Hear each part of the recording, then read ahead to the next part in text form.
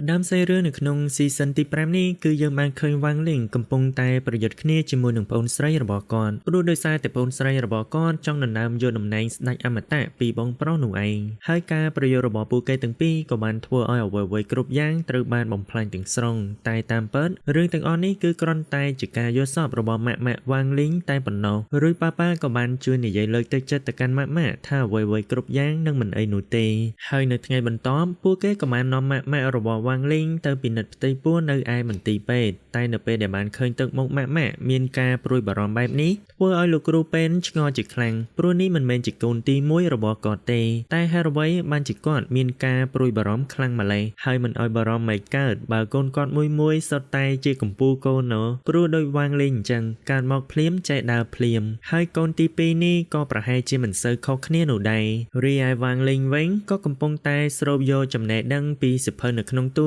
ចូលទៅក្នុងខួរក្បាលរបស់គាត់ព្រោះគាត់ចង់រៀនអំពីរបៀបធ្វើជាបងប្រុសដ៏ល្អម្នាក់ហើយមើលថែប្អូនស្រីរបស់គាត់នៅពេលដែលនាងកើតមកស្រាប់តែពេលនោះក៏មានដ្រូនមួយបានហោះមកប្រាប់វ៉ាងលីងថាមិត្តភក្តិរបស់គាត់បានធ្វើដំណើរមកដល់ទីនេះហើយរួចគាត់ក៏បានចេញទៅជួបជាមួយនឹងពួកគេតែម្ដងពេលទៅដល់ប្រូងៅក៏បានចូលរួមត្រេកអរទៅកាន់វ៉ាងលីងព្រោះវ៉ាងលីងចិត្តបានប្អូនស្រីម្នាក់ហើយតាមពិតទៅប្រូងៅពិតជាស្រឡាញ់ប្អូនស្រីខ្លាំងណាស់ហើយគាត់ក៏ចង់បានប្អូនស្រីម្នាក់ដែររួចសុនរងក៏បានដើរទៅប្រាប់ប្រូងៅថាដល់ពេលដែលពួកគេត្រូវទៅហើយព្រោះនៅថ្ងៃនេះពួកគេបានស្ម័គ្រចិត្តធ្វើជាអ្នកយាមនៅឯកន្លែងពិនិត្យសុខភាពហើយក៏មានក្មេងៗជាច្រើនបាននាំគ្នាមកពិនិត្យសុខភាពនៅទីនោះព្រោះពួកគេត្រូវការព័ត៌មានទាក់ទងទៅនឹងសុខភាពនិងធម៌ពលវិញ្ញាណដើម្បីចុះឈ្មោះចូលរៀនរួចយើងក៏បានឃើញក្មេងប្រុសម្នាក់ដែលមានអាយុ8ឆ្នាំតែគាត់មានកម្ពស់2.8 ម៉ែត្រនិងទម្ងន់ធ្ងន់ខ្លាំងឡើងម៉ាស៊ីនថ្លឹងផ្ទុះសេអ្នកទាំងអស់គ្នា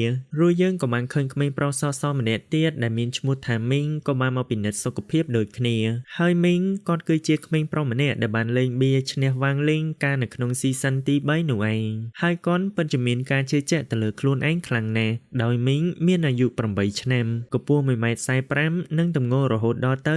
260គីឡូឯណោះរួចក៏បានធ្វើឲ្យគ្រប់គ្នាមានការភ្ញាក់ផ្អើលជាខ្លាំងហើយជាមួយនឹងរាងកាយដ៏ល្អបែបនេះមីងប្រកាសជាអាចចុះឈ្មោះចូលរៀននៅក្នុងសាលាដែលមានល្វែលខ្ពស់ជាងគេបង្អស់ជាមិនខានហើយនៅពេលដែលគាត់បានក្រឡេកឃើញវ៉ាងលីងភ្លាមគាត់ក៏បានចងចាំថាប្រូវ៉ាងលីងនេះហើយគឺជាមនុស្សម្នាក់ដែលបានលេងបៀចាញ់គាត់ឡើងទក់សាច់កាលពីលើកមុនរួចគាត់ក៏បានចូលទៅសើចំអកដាក់វ៉ាងលីងព្រោះវ៉ាងលីងអាយុច្រើនហើយតែបែរជារៀននៅក្នុងសាលាដែលមានល្វែលទាបទៀតហើយពាក្យសម្ដីរបស់គាត់ក៏បានចាក់ដោតបងដែលកំពុងតែឈរចិត្តនឹងដូចគ្នាបន្ទាប់មកក៏ដល់វេនម៉ាក់របស់វ៉ាងលីងពិនិត្យសុខភាព baby វិញម្ដងតែប្រូងៅក៏បានចូលទៅខាត់ថាមិនចាំបាច់ឈរនៅកន្លែងថ្លឹងទម្ងន់នោះទេព្រោះដោយសារតែពួកគេបានរៀបចំឧបករណ៍ពិសេសសម្រាប់គាត់រួចហើយអញ្ចឹងនៅពេលដែលម៉ាក់ពាក់ឧបករណ៍មួយនេះពួកគេនឹងអាចវាស់ចង្វាក់បេះដូងរបស់ baby បានយ៉ាងងាយរីឯមីងណែវិញក៏កំពុងតែមានការជឿជាក់ទៅលើខ្លួនឯងថាគ្រប់គ្នាកំពុងតែសរសើរមកកាន់គាត់ជាមិនខាន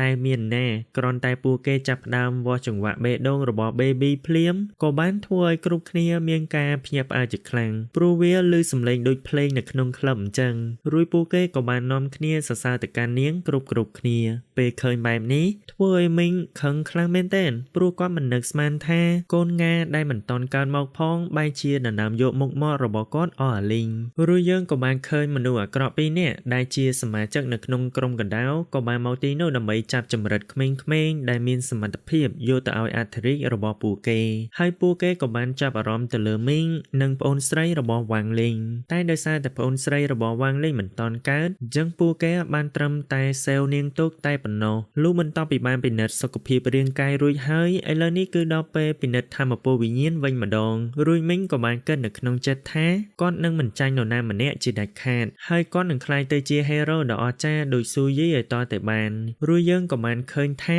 ធម៌ពលវិញ្ញាណរបស់មីងគឺជាធម៌ពលទឹកហើយវាគឺខ្លាំងមិនធម្មតានោះទេរួចមនុស្សអាក្រក់ម្នាក់នោះក៏ចង់យកឱកាសមួយនេះដើម្បីចាប់ខ្លួនមីងតែម្ដងតែវ៉ាងលីងក៏បានដឹងមុនហើយដោយសារតែស៊ុនរង បានបិទកាមេរ៉ាសវត្ថិភាពអស់ហើយវ៉ាងលីងក៏បានចាប់បោកគាត់ខ្ទប់ទៅខាងក្រោមមកទំហឹងមនុស្សចាស់បន្តិចក្រោយមកក៏ដល់វេនវាស់ថាមពលវិញ្ញាណរបស់ Baby វិញម្ដងហើយដោយសារតែ Baby មានថាមពលវិញ្ញាណខ្លាំងអស្ចារ្យឧបករណ៍មួយនោះមិនអាចវាស់ថាមពលរបស់នាងបានឡើយរួចវាក៏ចាប់ផ្ដើមផ្ទុះបែកតែម្ដងហើយដោយសារតែអស់ជំរឿបែបនេះវ៉ាងលីងក៏បានប្រើប្រាស់ skill លុបការចងចាំមនុស្សទាំងប៉ុន្មាននៅទីនោះហើយក៏បានធ្វើឲ្យពួកគេភ្លេចអស់ទៅរួចមនុស្សអាក្រក់ក៏បានយកឱកាសមួយនេះដើម្បីរត់គេចខ្លួនក៏ប៉ុន្តែតាមពិតវ៉ាងលីងមានចេតនាដោះលែងគាត់តែប៉ុណ្ណោះរួចវ៉ាងលីងក៏បានបញ្ជាឲ្យដាវវិញ្ញាណចាស់ទុំស្វែងរកបន្ទាយរបស់ពួកគេហើយបំផ្លាញវាចោលតែម្ដងរីឯមនុស្សអាក្រក់អានេះវិញទោះបីជាមេក្រុមបានលេបថ្នាំព្យាបាលរបួសក៏ដោយក៏របួសរបស់គាត់មិនបានធូរស្រាលនោះឡើយព្រោះដោយសារតែវ៉ាងលីងលែងដៃធ្ងន់ពេករួចកូនចៅក៏បានសួរទៅកាន់មេក្រុមថាតើពួកគេត្រូវធ្វើអ្វីបន្តទៀតរួចមេក្រុមក៏បានចាប់អារម្មណ៍ទៅលើ Baby ព្រោះបើសិនជាពួកគេអាចចាប់ម៉ាក់ហើយយក Baby របស់នាងនោះវានឹងមានតម្លៃស្មើទៅនឹងក្មេងៗដែលមានទេពកោសល្យរាប់លាននាក់ជាមិនខានរួចកូនចៅក៏បានរីខមមិនឲ្យយករឿងមួយនេះទៅពិភាក្សាជាមួយនឹងអធិរាជតែគាត់ក៏បានស៊ីម៉ាកញ្ញោរបស់មេក្រុមព្រោះបើសិនជាក្រុមផ្សេងទៀតបានដឹងអំពីរឿងមួយនេះនោះក្រុមផ្សេងទៀតនឹងលួចយក credit របស់ពួកគេជាមិនខានអញ្ចឹងពួកគេត្រូវតែលាក់រឿងមួយនេះជាដាច់ខាតមិនយូរប៉ុន្មានពួកគេក៏បានធ្វើដំណើរមកដល់បន្ទាយហើយដាវវិញ្ញាណចាស់ទុំក៏បានតាមពួកគេមកដល់ទីនោះដូចគ្នារួចគាត់ក៏បានបំផ្លាញមន្ទីរមួយនោះចោលទៅកាត់មកខាងមីងអានេះវិញក៏កំពុងតែអង្គុយពិបាកចិត្តដោយសារតែឧបករណ៍វាស់ថាមពលវិញ្ញាណខូចអញ្ចឹងគាត់មិនអាចទទួលបានលទ្ធផលពិនិត្យសុខភាពរបស់គាត់ទេ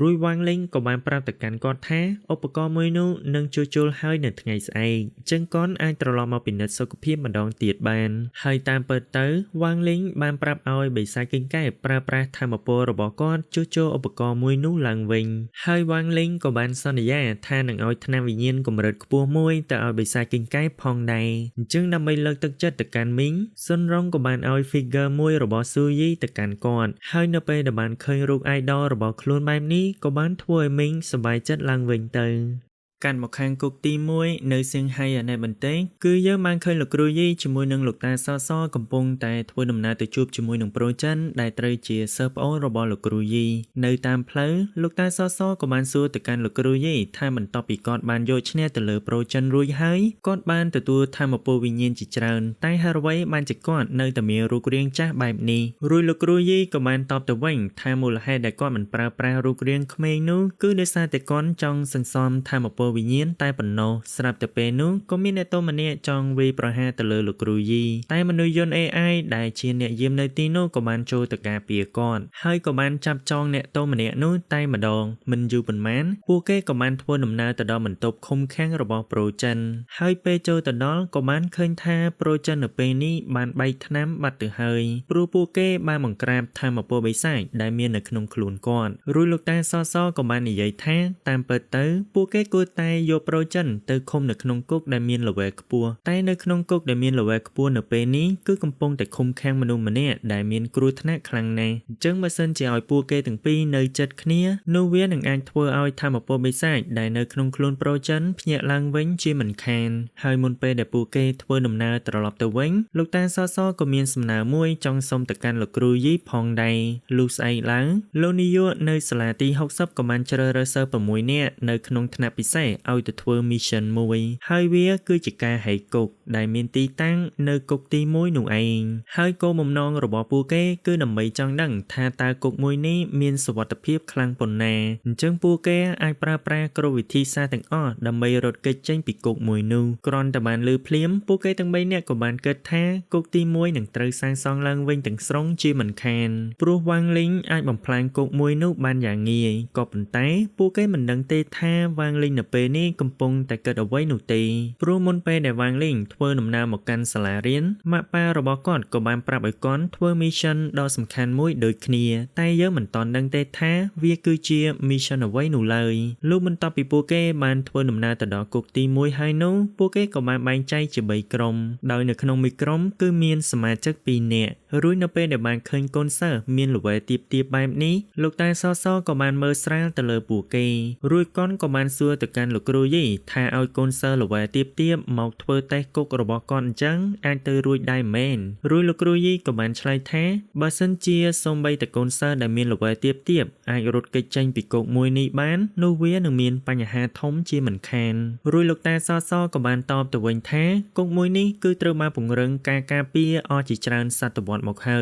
យនៅឆ្នាំនេះពួកគេថែមទាំងបានប្រើប្រាស់មនុស្សយន្ត AI ចំនួនចុងក្រោយគេបង្អស់ទៀតផងអញ្ចឹងបើសិនជាកូនសិស្សទាំងអស់នេះអាចហែកគុករបស់គាត់បានមែននោះគាត់សុខចិត្តសុំលាឈប់ពីការងារកាន់មកខាងសុនរងឯណែវិញនាងកំពុងតែមានការអំភើបចិត្តនៅពេលដែលបានធីមអាប់ជាមួយនឹងវ៉ាងលីងព្រោះនៅក្នុងបន្ទប់តែ2នាក់អញ្ចឹងអ្វីៗក៏អាចកើតឡើងបានដែរបន្តិចក្រោយមកក៏មាន drone AI មួយបានហោះមកប្រាប់ពួកគេឲ្យដោះរវាំងភ្នែកចេញហើយតួនាទីរបស់ drone AI មួយនេះគឺត្រូវធ្វើអ្វីៗគ្រប់យ៉ាងដើម្បីបញ្ឈប់ពួកគេកុំឲ្យរត់គេចចេញទៅខាងក្រៅតែវ៉ាងលីងមិនបានចាប់អារម្មណ៍នោះឡើយព្រោះក៏រវល់តែគិតអំពីអ្វីមួយរួចសុនរងក៏បានចាប់អារម្មណ៍ព្រោះនាងបានឃើញវ៉ាងលីងបែបនេះតាំងតែពីព្រឹកមកម្លេះរួចនាងក៏បានគិតថាតិចសៀរបស់គាត់ចាប់ផ្ដើមចុះខ្សោយទៅស្រាប់តែពេលនោះពួកគេក៏បានក្រឡេកឃើញមីមួយកញ្ចប់រួចវ៉ាងលីងក៏បានដើរទៅរើសយកវាទោះបីជាសុនរងបានហាមគាត់ថាជាអន្ទាក់ក៏ដោយក៏វ៉ាងលីងមិនស្ដាប់នោះឡើយរួចគាត់ក៏បានជាប់អន្ទាក់ពិតមែន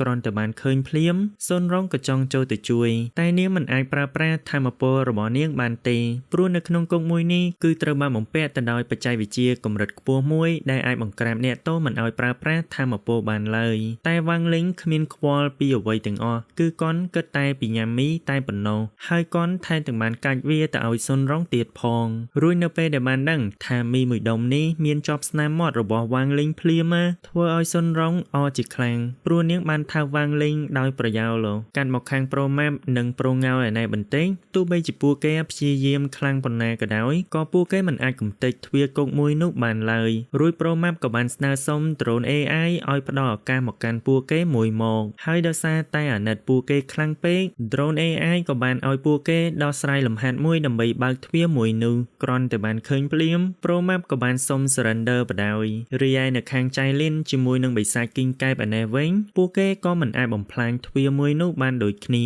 ព្រោះវាត្រូវបានបង្កើតឡើងដោយសម្ភារៈដែលអាចជួសជុលខ្លួនឯងបានអញ្ចឹងទោះបីជាពួកគេខំប្រឹងបាញ់កំទេចវាយ៉ាងណាក៏ដោយក៏វានៅតែអាចជួសជុលបានឡើងវិញដដែលនឹងក៏ប៉ុន្តែបិសាចគីងកែបនៅសល់កំភ្លើងធំមួយទៀតហើយដើម្បីអាចដំណើរការវាបានគាត់ក៏បានឡើងទៅលើក្បាលរបស់ចៃលិនដើម្បីបាញ់ទម្លុះទ្វារមួយនោះតែចៃលិនបែរជាគិតថាបិសាចគីងកែបចង់កេងចំណេញទៅលើនាងរួចនាងក៏បានចាប់បោកគាត់មកទំហឹងមនុស្សចាស់តែម្ដងពេលឃើញបែបនេះលោកតាសសក៏បានគិតថាគាត់គឺជាអ្នកឈ្នះស្រាប់តែពេលនោះសំឡេងប្រកាសអាសន្នក៏បានបន្លឺឡើងព្រោះដោយសារតែមានអ្នកទោសចង់រត់គេចខ្លួននោះឯងរួចយើងក៏បានដឹងការពិតថាប្រូចិនធ្វើពុតជាឈួតតែប៉ុណ្ណោះហើយគាត់ក៏ចង់យកឱកាសមួយនេះដើម្បីរត់គេចខ្លួនផងដែររួចនៅពេលដែលបានដឹងថាមានអ្នកទោសចង់រត់គេចខ្លួនភ្លាមវ៉ាងលីងក៏បានប្រើប្រាស់ដៃម្ខាងចាប់បោះទ្រង់ដែកមួយនោះទៅខាងលើដែលធ្វើឲ្យ drone AI មានការភ្ញាក់ផ្អើលជាខ្លាំងហើយនៅពេលដែលឲ្យដោះស្រាយលំហាត់ដើម្បីបើកទ្វារ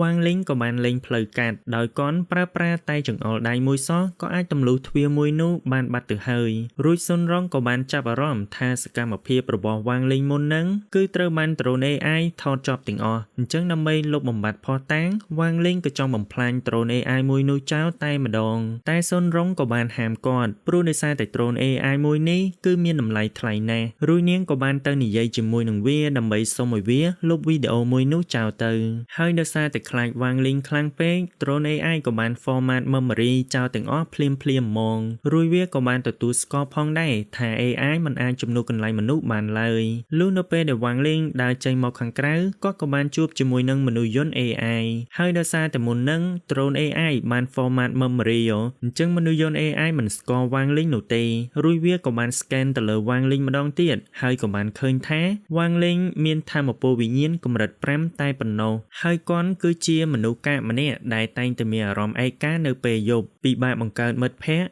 ហើយកូនកំពុងតែប្រឈមមុខជាមួយនឹងសម្ពាធជាច្រើនរួចមនុស្សយន្ត AI ក៏បាននិយាយថាមនុស្សកាដូចវាងលេងស៊ីតែម្ដាយរបស់វាគឺដឹងតែងាប់ជាមិនខានក្រោយពីបានប្រាប់រួចហើយវាក៏បានម៉ាត់វាងលេងមកតំហឹងមនុស្សចាស់តែម្ដងតែនៅពេលដែលបានឃើញវាងលេងគ្មានរបួសសូម្បីតែបន្តិចបែបនេះធ្វើឲ្យមនុស្សយន្ត AI មានការភ្ញាក់ផ្អើលជាខ្លាំងរួចវាក៏បានលោតសញ្ញាប្រកាសអាសន្នថាវាងលេងគឺជាមនុស្សដែលមានគ្រោះថ្នាក់ខ្លាំងណាស់ស្របពេលជាមួយគ្នានោះប្រូម៉ាប់ក៏បានអ៊ីវប្រូងោលមកកាន់ទីនោះដូចគ្នាព្រោះដោយសារតែច្រកទ្វារបានបើកអូតូឲ្យពួកគេនោះឯងដោយមិនរងចាំយូរវាងលេងក៏បានសងសឹកទៅកាន់មនុស្សយន្ត AI វិញដោយម៉ាត់វាមួយជើងឡើងប៉ើងទៅដល់ណាន័យហ្មងហើយចំហាយជើងរបស់វាងលេងមួយនេះក៏បានបើកទ្វារគុករបស់ប្រូចិនផងដែរតែនៅពេលដែលបានឃើញថាមពលមួយនេះភ្លាមប្រូចិនក៏បានស្គាល់យ៉ាងច្បាស់ថាវាគឺជារបស់វាងលេងជាមិនខានរួចកុនក៏បានរត់ទៅបិទទ្វារគុកវិញព្រោះនៅទីនេះគឺជាកន្លែងដែលមានសុវត្ថិភាពជាទីបំផុត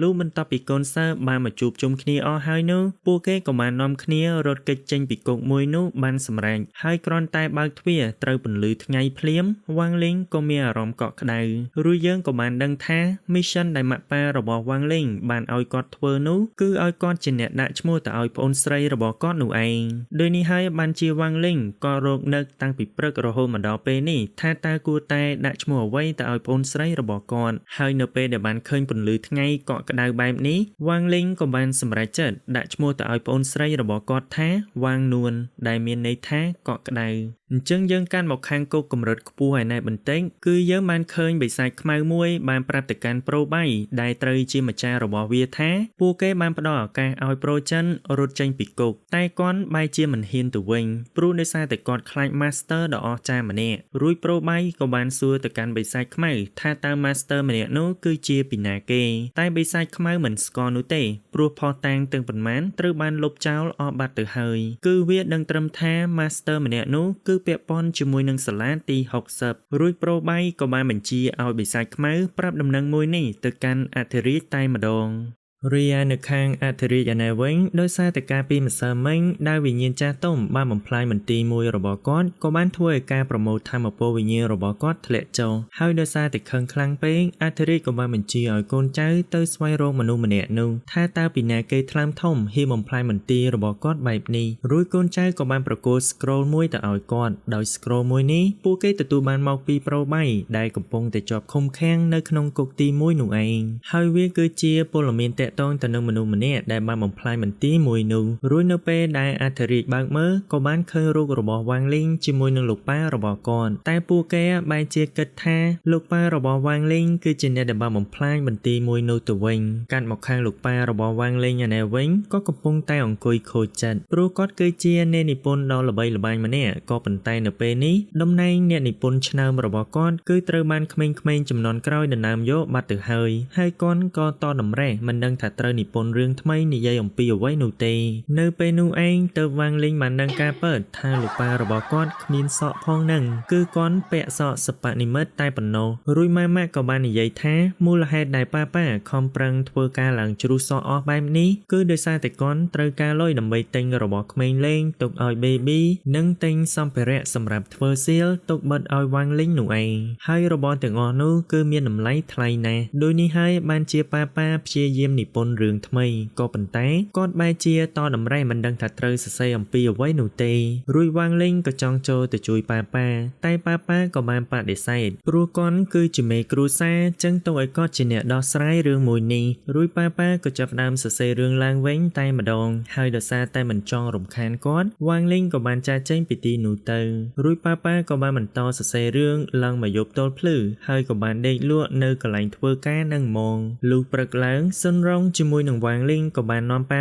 ទៅដើរលេងនៅខាងក្រៅដើម្បីឲ្យគាត់មានការបំផុសគំនិតថ្មីក្នុងការសរសេររឿងហើយមុនពេលដែលពួកគេចេញដំណើរវាងលេងក៏បានចាប់អារម្មណ៍ថាមាននរណាម្នាក់កំពុងទៅលួចតាមដានពួកគេដោយម្នាក់នោះគឺជាសមាជិកនៅក្នុងក្រុមកណ្ដោដែលត្រូវជាកូនចៅរបស់អធិរាជហើយគាត់មកទីនេះដើម្បីសម្លាប់លោកប៉ារបស់វាងលេងចោលក៏ប៉ុន្តែគាត់មិនបានឃើញមានចំហាយថាមពលចេញពីក្នុងខ្លួនលោកប៉ារបស់វាងលេងសូម្បីតែបន្តិចនោះឡើយ រួចកនក៏បានគិតថាលោកប៉ារបស់វ៉ាងលីងប្រហែលជា Master កម្រិតខ្ពស់ហើយទើបបានជាកនអាចលាក់ធម៌ពលរបស់ខ្លួនបានល្អឥតខ្ចោះបែបនេះរួចពួកគេក៏បានធ្វើដំណើរទៅកាន់ផ្ទះរបស់ប្រូងោលមុនគេហើយបិសាចគិញកែបក៏បានហោះទៅបុកឃាតករម្នាក់នោះតែម្ដងមិនយូរប៉ុន្មានពួកគេក៏បានទៅដល់គោលដៅរួចប្រូងោលជាមួយនឹងប៉ាក៏បានចេញទៅទទួលពួកគេហើយដើម្បីជួយឲ្យលោកប៉ារបស់វ៉ាងលីងមានការបំផុសគំនិតថ្មីប្រូងោលជាមួយនឹងប៉ាក៏បានបង្ហាញក្បាច់គុនដៅធំប្រចាំតកូលទៅឲ្យគាត់មើលតែម្ដងរួចពួកគេទាំងពីរក៏អាចកាត់ផ្ដាច់ផ្ទាំងថ្មដ៏ធំមួយបានយ៉ាងងាយហើយនៅពេលនោះប៉ារបស់ប្រូងោលក៏បានសរសើរទៅកាន់ប្រូងោលថារីកចម្រើនជាងមុនច្រើនណាស់ដែលធ្វើឲ្យប្រូងោលមានការអំភើបចិត្តជាខ្លាំងព្រោះនៅទីបំផុតលោកប៉ារបស់គាត់បានទទួលស្គាល់សមត្ថភាពរបស់គាត់ហើយបន្ទាប់មកពួកគេទាំងពីរក៏បានឲ្យវ៉ាងលីងនិងលោកប៉ារបស់គាត់សាកល្បងប្រើប្រាស់ដាវធំវិញម្ដងហើយជាមួយគ្នានោះបិសាចគិញកែបក៏បានផ្ដល់សញ្ញាប្រាប់ទៅកាន់វ៉ាងលីងព្រោះឃាតករម្នាក់នោះបានតាមពួកគេមកដល់ទីនេះទៀតពេលដែលបានដឹងរឿងនេះភ្លាមវ៉ាងលីងក៏បានធ្វើការវាយប្រហារទៅកាន់ឃាតករម្នាក់នោះដែលធ្វើឲ្យខោអាវរបស់គាត់រហែកខ្ទេចខ្ទីអស់អាលីងរួចលោកប៉ារបស់ប្រូងោក៏បានសរសើរទៅកាន់វ៉ាងលីងថាកម្លាំងអូនឯងខ្លាំងគួរសមគ្រាន់តែអូនឯងឲ្យបានបញ្ចេញធម៌ពលដាវធំតែប៉ុណ្ណោះអញ្ចឹងអូនត្រូវតែខំប្រឹងហ្វឹកហាត់បន្ថែមទៀតរួចវ៉ាងលីងក៏បានអរគុណសម្រាប់ការណែនាំផងដែរ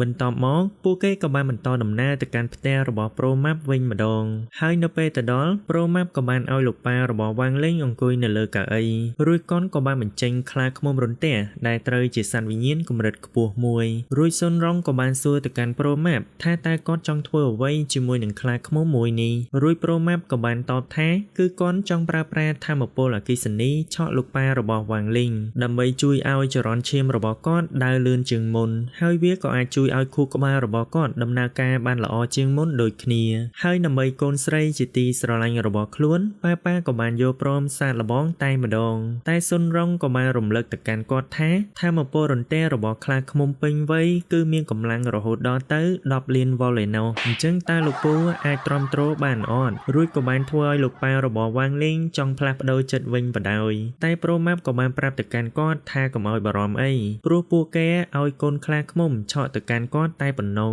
ហើយកម្លាំងរបស់វាគឺមិនសូវខ្លាំងប៉ុន្មាននោះទេតែមានណាឆក់ប៉ាឡើងហុយផ្សែងដែរហ្នឹងហើយជាមួយគ្នានោះប៉ាក៏មានអារម្មណ៍ថាឆ្លាតជាងមុនផងដែររួចនៅពេលដែលបានឃើញវាមានប្រសិទ្ធភាពបែបនេះគាត់ក៏ចង់ឲ្យខ្លាឃ្មុំធំឆក់ទៅលើគាត់វិញម្ដងរីឯឃាតករឯណែវិញគាត់ក៏បានតាមពួកគេមកដល់ទីនោះទៀតរួចគ្រាន់តែគាត់បានក្រឡេកឃើញកូនខ្លាឃ្មុំរន្ទះដែលត្រូវជាសត្វវិញ្ញាណកម្រិតខ្ពស់ភ្លាមគាត់ក៏ចង់ចាប់វាយកទៅឲ្យអធិរាជតែម្ដងក៏ប៉ុន្តែដោយសារតែកូនខ្លាឃ្មុំមានម្ចាស់រួចហើយអញ្ចឹងគាត់មិនអាចចាប់វាចូលទៅក្នុងឃ្លោកបានទេរួចខ្លាឃ្មុំធំក៏បានឆក់ទៅលើគាត់ឲ្យប៉ើងទៅពេលឃើញបែបនេះលោកប៉ារបស់វ៉ាងលីងក៏បានបដូរចិត្តវិញតែម្ដងបន្តមកទៀតពួកគេក៏បានធ្វើដំណើរទៅកាន់ផ្សារសៀងហៃហើយក៏បានឃើញថាលោកប៉ារបស់វ៉ាងលីងនៅពេលនេះគឺទទួលបានធម៌ពលរបស់គាត់ត្រឡប់មកវិញហើយរួចលោកប៉ាក៏បានរំលឹកទៅដល់រឿងចាស់ព្រោះកាលវ៉ាងលីងនៅក្មេងលោកប៉ាធ្លាប់បាននាំគាត់មកកាន់ទីនេះដើម្បីទិញដាវឈើមួយ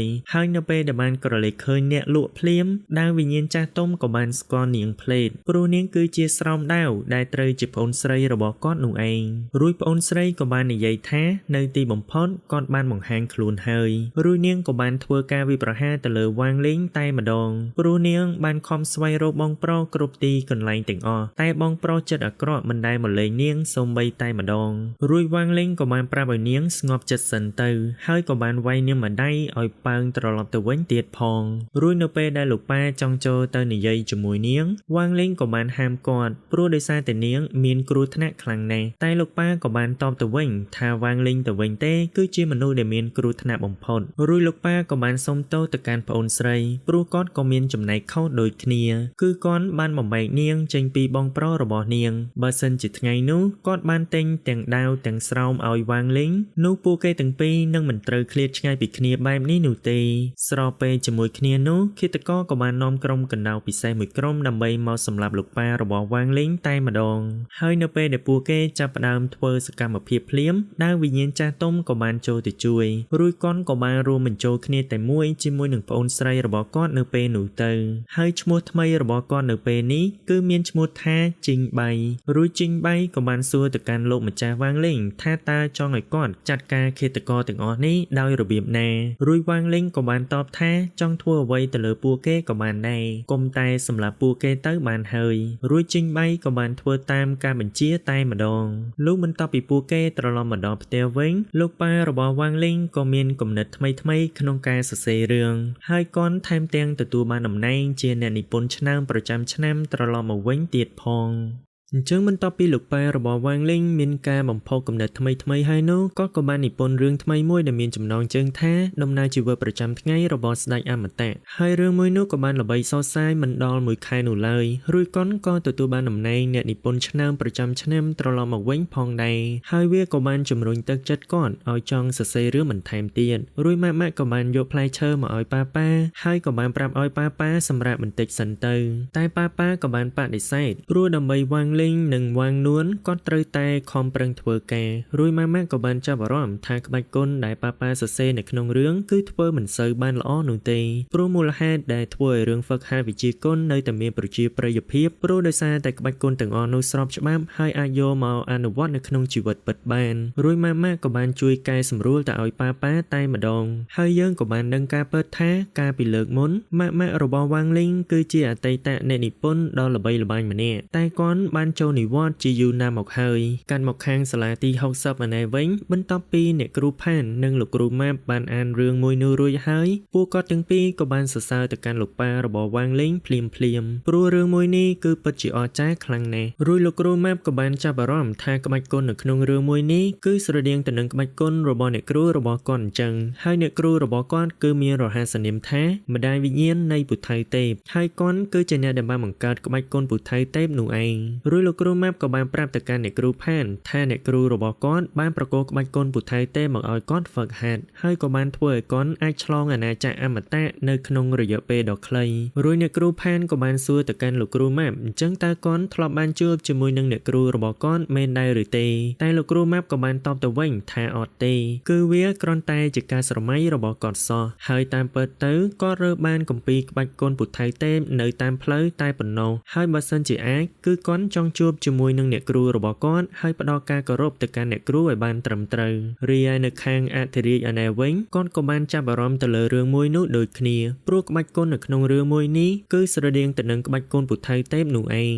រួចកូនចៅរបស់គាត់ក៏បាននាំបិសាចខ្មៅមកជួបជាមួយនឹងគាត់រួចអធិរាជក៏បាននិយាយថាគាត់បានអានរឿងមួយនេះរួចហើយគាត់សង្ស័យថាអ្នកនិពន្ធរឿងមួយនេះគឺមានជាប់តាក់ទងជាមួយនឹងម្ដាយវិញ្ញាណនៃពុទ្ធៅទេពរួចបិសាចខ្មៅក៏បានតបថាវាស្គាល់អ្នកនិពន្ធម្នាក់នោះរួចយើងក៏បានដឹងការពិតថាមូលហេតុដែលអធិរាជចាប់ចម្រិតក្មេងៗដែលមានសមត្ថភាពនោះគឺដើម្បីស្រូបយកថាមពលវិញ្ញាណរបស់ពួកគេមកបំពេញសុទ្ធយៈមួយនេះដើម្បីបើកផ្លូវធ្វើដំណើរទៅកាន់ឃ្លាំងសម្ងាត់ដែលជាកន្លែងរក្សាទុកក្បាច់គុនបុរាណដ៏អស្ចារ្យជាច្រើនហើយនៅពេលនេះពួកគេក៏បានដឹងទៀតថាម្ដាយវិញ្ញាណនៃពុទ្ធៅទេពគឺកំពុងតែពោពោះ baby ម្នាក់ដែលមានថាមពលវិញ្ញាណដ៏អស្ចារ្យអញ្ចឹងមានន័យថាទាំងអ្នកនិពន្ធទាំង baby ដែលគាត់កំពុងតែតាមស្វែងរកនិងមនុស្សម្នាក់ដែលបានបំផ្លាញមន្ទីររបស់គាត់កាលពីលើកមុនគឺកំពុងតែរស់នៅជាមួយគ្នារួចបិសាចខ្មៅក៏បានឲ្យផែនទីរបស់ពួកគេទៅកាន់អធិរាជតែម្ដងដែលធ្វើឲ្យអធិរាជមានការពេញចិត្តជាខ្លាំង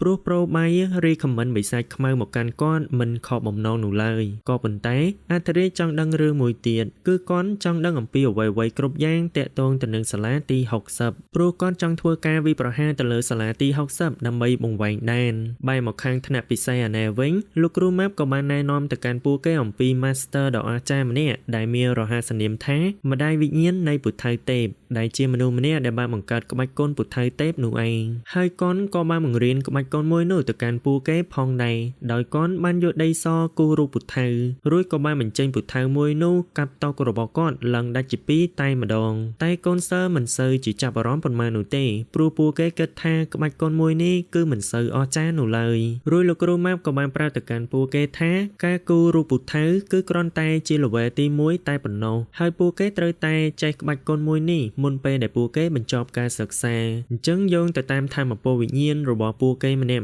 ការប្រើប្រាស់ក្បាច់គុនពុទ្ធៅទេពក៏នឹងខុសគ្នាទៅតាមនឹងដែរលុះដល់ម៉ោងចេញទៅផ្ទះហើយនោះវាងលេងក៏បានសង្ស័យទៅលើមនុស្សម្នាក់តែគាត់មិនបានបញ្ឈប់មនុស្សម្នាក់នោះទេព្រោះគាត់ចង់ដឹងថាតើមនុស្សម្នាក់នោះមាន បំណងធ្វើអ្វីហើយគ្រាន់តែពួកគេដើរចេញពីរបងសាលាភ្លាមពួកគេក៏ត្រូវបានក្រុមកណ្ដោធ្វើការលួចឆ្មក់តែម្ដងតែវ៉ាងលីងក៏បានកិច្ចតន់ហើយកុនក៏បានចូលទៅជួយសុនរងដូចគ្នាអាណិតតែប្រូម៉ាប់និងប្រូងៅទេអត់មានពីណាគេជួយពួកគេផងរួចសុនរងក៏បានប្រើប្រាស់ក្បាច់គុនពូថៅទេពហើយក៏បានដោះលែងពួកគេទាំងពីរនាក់វិញទៅគ្រាន់តែបានឃើញភ្លាមធ្វើឲ្យពួកគេទាំងពីរមានការភ្ញាក់ផ្អើលជាខ្លាំងអញ្ចឹងដើម្បីកុំឲ្យចាញ់សុនរងពួកគេទាំងពីរក៏បានប្រើប្រាស់ក្បាច់គុនពូថៅទេពដូចគ្នាតែមានណាចេញមកពិនឈើចាក់ធ្មេញរួចក្រុមកណ្ដោក៏បានលួចឆ្មក់ទៅលើពួកគេម្ដងទៀតតែវ៉ាងលីងការពារតែសុនរងទៀតហើយអត់មានអាណិតប្រូម៉ាប់និងប្រូងៅសោះរួចសុនរងក៏បានគិតនៅក្នុងចិត្តថានាងចង់ឃើញក្បាច់គុនពូថៅទេពរបស់វ៉ាងលីងខ្លាំងណាស់ហើយឆ្លៀតពេលដែលនាងមិនប្រយ័ត្នក្រុមកណ្ដោក៏បានធ្វើការវិប្រហារទៅលើនាងតែវ៉ាងលីងក៏បានចាប់អាវុធសម្ងាត់មួយនោះគប់ទៅកាន់សត្រូវវិញហើយក៏បានចាប់វាចប់តែម្ដងរីឯនៅក្នុងសាលាណែវិញលោកគ្រូម៉ាប់ក៏បានប៉ះគ្នាជាមួយនឹងក្រុមកណ្ដោដូចគ្នាតែពួកវាមិនមែនជាដៃគូរបស់គាត់នោះឡើយតែសម្រាប់សិស្សផ្សេងទៀតវិញគឺពួកគេមិនអាចយកឈ្នះទៅលើក្រុមកណ្ដោបានទេទោះបីជាមានសិស្សម្នាក់បានប្រែកាយទៅជាបរិសុសង្ហាសាច់ដុំក៏ដោយក៏គាត់នៅតែមិនអាចធ្វើអ្វីទៅលើក្រុមកណ្ដោបានដដែលនឹងតែបន្តិចក្រោយមកលោកគ្រូម៉ាប់ក៏បានចូលមកជួយពួកគេហើយក៏បាននិយាយលើកទឹកចិត្តទៅកាន់ពួកគេថាកុំឲ្យខ្លាចអីរួចក៏បានប្រាប់ឲ្យពួកគេប្រើប្រាស់ក្បាច់គុនពូថៅទេពដែលគាត់បានបង្រៀនទៅកាន់ពួកគេនៅថ្ងៃនេះយកមកប្រយុទ្ធជាមួយនឹងសត្រូវតែម្ដងហើយនៅទីបំផុតពួកគេក៏អាចយកឈ្នះទៅលើក្រុមកណ្ដោបានសម្រេចរួចវ៉ាងលីងក៏បានសួរទៅកាន់សមាជិកម្នាក់របស់ក្រុមកណ្ដោថាតើពួកគេមកទីនេះមានគោលបំណងអ្វីតែអាប៉ែមួយនោះមិនព្រមប្រាប់ទៅកាន់គាត់ជាដាច់ខាតរួចវ៉ាងលីងក៏បានប្រើប្រាស់ស្គីពិសេសមួយធ្វើឲ្យអាប៉ែមួយនោះប្រាប់ការពិតតែម្ដងព្រោះផែនការរបស់ពួកគេគឺដើម្បីចាប់ចម្រិតស្ត្រីមានផ្ទៃពោះម្នាក់ហើយពួកគេធ្វើការវិប្រហារសាលាទី60ដើម្បីបង្វែងដានតែប៉ុណ្ណោះរួចនៅពេលដែលបានដឹងថាពួកគេចង់ចាប់ម្ដាយរបស់ខ្លួនបែបនេះវ៉ាងលីងក៏បានប្រាប់ឲ្យសុនរងមើលថែរាងកាយរបស់គាត់រួចកុនក៏បានដកព្រលឹងធ្វើដំណើរទៅជួយម៉ាក់របស់គាត់បាត់ទៅរីឯនៅខាងម៉ាក់អាណែវិញនៅពេលដែលក្រុមកណ្ដោធ្វើដំណើរមកចាប់ខ្លួនគាត់ពួកគេក៏មានការស្ដាយក្រោយតែម្ដងព្រោះទោះបីជា baby មិនតាន់កើតមកក៏ពិតមែនតែថាមពលរបស់នាងគឺសាហាវមិនធម្មតានោះទេហើយដោយសារតែមិនអាចធ្វើអ្វីបានក្រុមកណ្ដោក៏បានសម្រេចចិត្តធ្វើការដកថយក៏ប៉ុន្តែវ៉ាងលីមិនព្រមដោះលែងពួកគេត្រឡប់ទៅវិញងាយជាដាច់ខាតព្រោះពួកគេថ្លើមធំហ៊ានធ្វើការវិប្រហារទៅលើម៉ាក់និងប្អូនស្រីរបស់គាត់រួចកុនក៏បានប្រើប្រាស់ក្បាច់គុនពូថៅទេពល្វែទី10សម្រាប់ក្រុមកណ្ដោទាំងអស់នោះចោលទៅលុះបន្ទាប់ពីបានសម្លាប់ពួកគេរួចហើយវ៉ាងលីក៏បានក្រឡេកមើលម៉ាក់របស់គាត់ហើយកុនក៏បានឃើញស្គ្រូលមួយនៅជិតនោះដែលមានឈ្មោះថាក្បាច់គុនពូថៅទេពរួចវ៉ាងលីក៏បានដឹងការពិតតែម្ដងតាមពិតទៅម្ដាយវិញ្ញាណនៃពូថៅទេពគឺជាម៉ាក់របស់គាត់នោះឯងហើយម៉ាក់របស់គាត់មិនមែនជា Master ដ៏អស្ចារ្យអីដូចជាលោកគ្រូម៉ាប់បាននិយាយនោះទេគឺគាត់គ្រាន់តែជាអ្នកនិពន្ធម្នាក់តែប៉ុណ្ណោះហើយគម្ពីរក្បាច់គុនពូថៅទេពដែលលោកគ្រូម៉ាប់រើបានគឺគ្រាន់តែជាក្បាច់គុនមួយនៅក្នុងសៀវភៅរឿងដែលម៉ាក់បាននិពន្ធសោះបែរមកខាងស៊ូយីអាណែវិញគាត់ជាមួយនឹងគ្នាក៏បានរកឃើញក្តារមឈូសដ៏គួរឲ្យសង្ស័យមួយតែនៅពេលដែលពួកគេបើកមើលគឺមិនបានឃើញមានអ្វីនៅក្នុងនោះទេរួចឌីឡានដែលត្រូវជាដៃស្ដាំរបស់អធិរាជក៏បានបង្ហាញខ្លួននៅពីក្រោយពួកគេហើយកុនថែមទាំងបានធ្វើការវិប្រហារទៅកាន់ពួកគេទៀតផងចឹងដោយសារតែបានដឹងខ្លួនថាមិនមែនជាដៃគូរបស់គាត់ពួកគេទាំងពីរក៏បានប្រើប្រាស់ស្គីខ្ទះឆារត់គេចខ្លួនបាត់ទៅរួចឌីឡានក៏ចង់ធ្វើដំណើរទៅកាន់ផ្ទះវ៉ាងលីងដើម្បី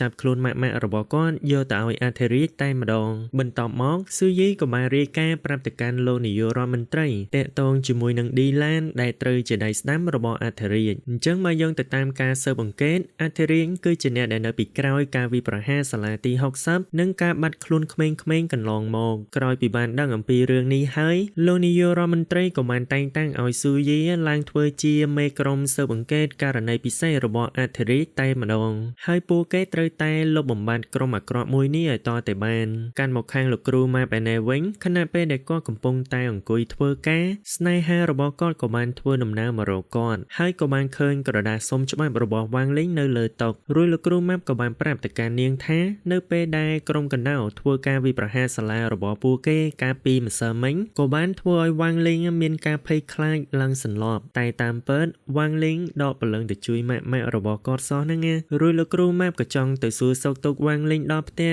នៅថ្ងៃស្អែកនេះតែម្ដងបន្ទាប់មកលោកគ្រូម៉ាប់ក៏បានសួរទៅកាន់ស្នេហារបស់គាត់តាក់ទងជាមួយនឹងពលមានដែលគាត់បានសុំឲ្យនាងជួយស្វែងរករួចស្នេហារបស់គាត់ក៏បានបង្ហាញពលមានទាំងអស់នោះទៅកាន់គាត់ហើយក៏បាននិយាយថានាងដឹងថាលោកគ្រូម៉ាំកំពុងតែស្វែងរកអ្នកគ្រូរបស់គាត់រួចលោកគ្រូម៉ាំក៏បានសង្ស័យថាម៉ាក់ប៉ារបស់វ៉ាងលីងច្បាស់ជាមានទំនាក់ទំនងជាមួយនឹងអ្នកគ្រូរបស់គាត់ជាមិនខានហើយក៏មិនចង់បានអ្វីក្រៅពីបញ្ចុះបញ្ចូលឲ្យអ្នកគ្រូចាកចេញពីការតាំងសមាធិហើយស្ដារបៈរបស់ពួកគេឡើងវិញនោះទេរួចស្នេហារបស់គាត់ក៏បាននិយាយថានាងខំប្រឹងធ្វើការខ្លាំងណាស់តម្រាំតែបានពលមានទាំងអស់នេះរួចនាងក៏បានសុំឲ្យលោកគ្រូម៉ាំទៅសុំហត្ថលេខាលោកប៉ារបស់វ៉ាងលីងនៅពេលដែលគាត់ទៅសួរសុខទុក្ខវ៉ាងលីងនៅថ្ងៃស្អែករួចលោកគ្រូម៉ាប់ក៏យកព្រមទៅកាត់មកខាងវ៉ាងលីងឯណែវិញស៊ូយីក៏បានប្រាប់ទៅកាន់គាត់ថានៅថ្ងៃស្អែកនេះលោកគ្រូម៉ាំនឹងធ្វើដំណើរមកសួរសុខទុក្ខគាត់ដល់ផ្ទះហើយលោកគ្រូម៉ាំថែមទាំងបានធ្វើការត្រួតពិនិត្យអំពីប្រវត្តិរបស់វ៉ាងលីង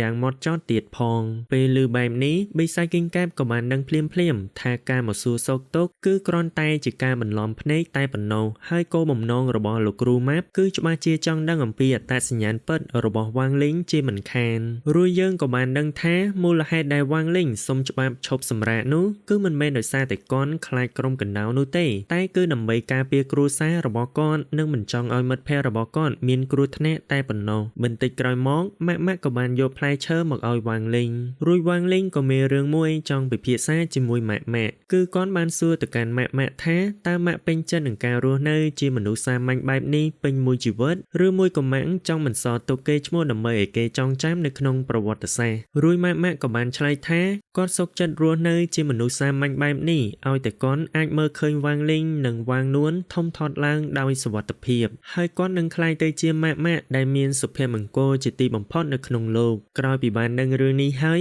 វ៉ាងលីងក៏បានខលសុំជំនួយតែម្ដងលុះស្អែកឡើងលោកគ្រូម៉ាប់ក៏បានធ្វើដំណើរមកសួរសុខទុក្ខវ៉ាងលីងដល់ផ្ទះហើយគាត់ថែមទាំងបានយកអំណោយមកឲ្យម៉ាក់របស់វ៉ាងលីងផងដែរពេលចូលទៅដល់លោកគ្រូម៉ាប់ក៏បានដឹងថាថាមពលវិញ្ញាណរបស់ម៉ាក់គឺខ្សោយខ្លាំងណាស់ហើយអ្នកគ្រូរបស់គាត់គឺច្បាស់ជាមិនខ្សោយបែបនេះនោះទេតែវាក៏អាចទៅរួចបានដែរថាម៉ាក់បានលាក់ថាមពលរបស់គាត់អញ្ចឹងដើម្បីចង់ដឹងការពិតលោកគ្រូម៉ាប់ក៏បានសុំស្ទីបជីបចររបស់ម៉ាក់តែម្ដងហើយម៉ាក់ក៏មិនបានបដិសេធនោះឡើយតែនៅពេលដែលលោកគ្រូម៉ាប់បំរុងនឹងស្ទីបជីបចរទៅហើយនោះសំឡេងកណ្ដឹងក៏បានបន្លឺឡើងហើយម្នាក់នោះគឺគ្មានពីណាគេក្រៅពីសុនរងនោះទេរួចលោកគ្រូម៉ាប់ក៏បានសួរទៅកាន់សុនរងថាហេតុអ្វីបានជានាងមកទីនេះរួចសុនរងក៏បានឆ្លើយថានាងមកលេងវ៉ាងលីងនិងម៉ាក់ហើយនាងក៏បានយកថ្នាំបើកម្លាំងមកជូនម៉ាក់ផងដែរហើយមួយវិញទៀតមូលហេតុដែលនាងមកទីនេះគឺដើម្បីសុំហត្ថលេខាលោកប៉ារបស់វ៉ាងលីងនោះឯង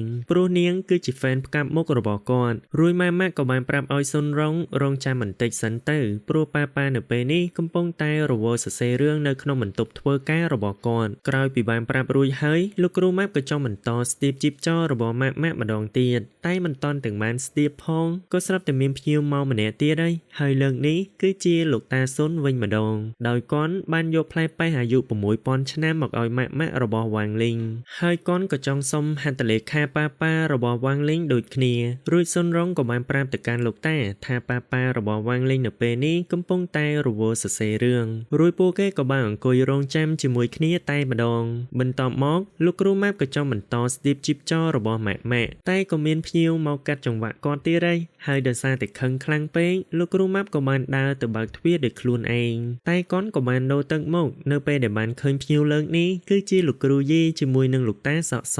ហើយគោលបំណងរបស់ពួកគាត់មកទីនេះក៏ដើម្បីសុំហត្ថលេខារបស់ប៉ាដូចគ្នារួចវ៉ាងលីងក៏បានសុំទោសទៅកាន់ពួកគាត់ព្រោះដោយសារតែប៉ារបស់គាត់នៅពេលនេះកំពុងតែរវល់សរសេររឿងរួចលោកគ្រូយីក៏បានតបទៅវិញថាមិនចាំបាច់សុំទោសនោះទេព្រោះពួកគេអាចរងចាំបានរួចលោកគ្រូម៉ាប់ក៏ចង់ចូលទៅស្ទាបជីបចររបស់ម៉ាក់ម្ដងទៀតតែគាត់ក៏ត្រូវបានកាត់ចង្វាក់ដោយស៊ូយីជាមួយនឹងលោកនាយករដ្ឋមន្ត្រីហើយពួកគេទាំងពីរជិះសុទ្ធតែ UFO អ្នកទាំងអស់គ្នាពេលឃើញបែបនេះធ្វើឲ្យលោកគ្រូម៉ាំអស់សង្ឃឹមបដ យរួចលោកនាយករដ្ឋមន្ត្រីក៏បានប្រាប់ទៅកាន់ពួកគេថាគាត់មកទីនេះក៏ដើម្បីសុំហត្ថលេខាដូចគ្នាអញ្ចឹងឆ្លៀតពេលដែលពួកគេកំពុងតែរងចាំគាត់ក៏បាន recommend ឲ្យពួកគេធ្វើការតាំងសមាធិតែម្ដងរួចពួកគេក៏បាននាំគ្នាតាំងសមាធិរហូតដល់យប់ ជ ជួនជាចៃដន្យអីនៅយប់នោះឌីឡានក៏បានធ្វើដំណើរមកផ្ទះរបស់វ៉ាងលីងដើម្បីចាប់ខ្លួនម៉ាក់របស់គាត់និងសម្លាប់មនុស្សគ្រប់គ្នាដែលនៅទីនោះ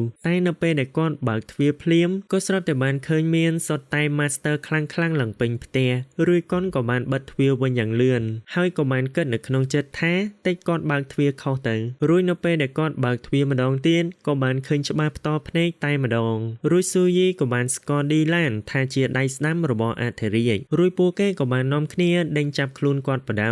ហើយវ៉ាងលីងក៏បានប្រាប់ឲ្យយើងដឹងថាគឺមានច្បាប់ពីរនៅក្នុងគ្រួសាររបស់គាត់ទី1គឺមិនត្រូវរំខានវ៉ាងលីងនៅពេលដែលគាត់កំពុងតែញ៉ាំមីនិងទី2គឺមិនត្រូវរំខានប៉ារបស់គាត់នៅពេលដែលកំពុងសរសេររឿងជាដាច់ខាតដូចនេះហើយបានជាពួកគេសុខចិត្តរងចាំមិនហ៊ានទៅរំខានប៉ានោះឡើយបន្តិចក្រោយមកប៉ារបស់វ៉ាងលីងក៏បានចេញពីបន្ទប់ធ្វើការហើយដោយសារតែអស់កម្លាំងខ្លាំងពេកគាត់ក៏បានប្រាប់ឲ្យម៉ាក់រៀបចំអាហារញ៉ាំតែម្ដងតែកូនក៏បានក្រឡេកឃើញកាដូជាច្រើននៅលើតុហើយក៏បានយកថ្នាំពៅកម្លាំងមកញ៉ាំធ្វើដូចជាស្ករគ្រាប់អញ្ចឹងរួយម៉ាក់ក៏បានថាឲ្យប៉ាថាគ្រប់គ្នាបានត្រឡប់ទៅវិញអស់ហើយទើបបានជាគាត់ចេញមករួយម៉ាក់ក៏បានប្រាប់ឲ្យប៉ាចុះហត្ថលេខាទៅឲ្យលោកគ្រូម៉ាប់និងសុនរងតែម្ដងរួយប៉ាក៏បានសុំទោសទៅកាន់ពួកគេសម្រាប់ការរងចាំហើយកូនក៏បានចុះហត្ថលេខាទៅឲ្យពួកគេម្នាក់មួយផងដែររួយលោកគ្រូម៉ាប់ក៏បានភ្លេចអំពីគោលបំណងដែលកូនធ្វើដំណើរមកកាន់ផ្ទះរបស់វ៉ាងលីង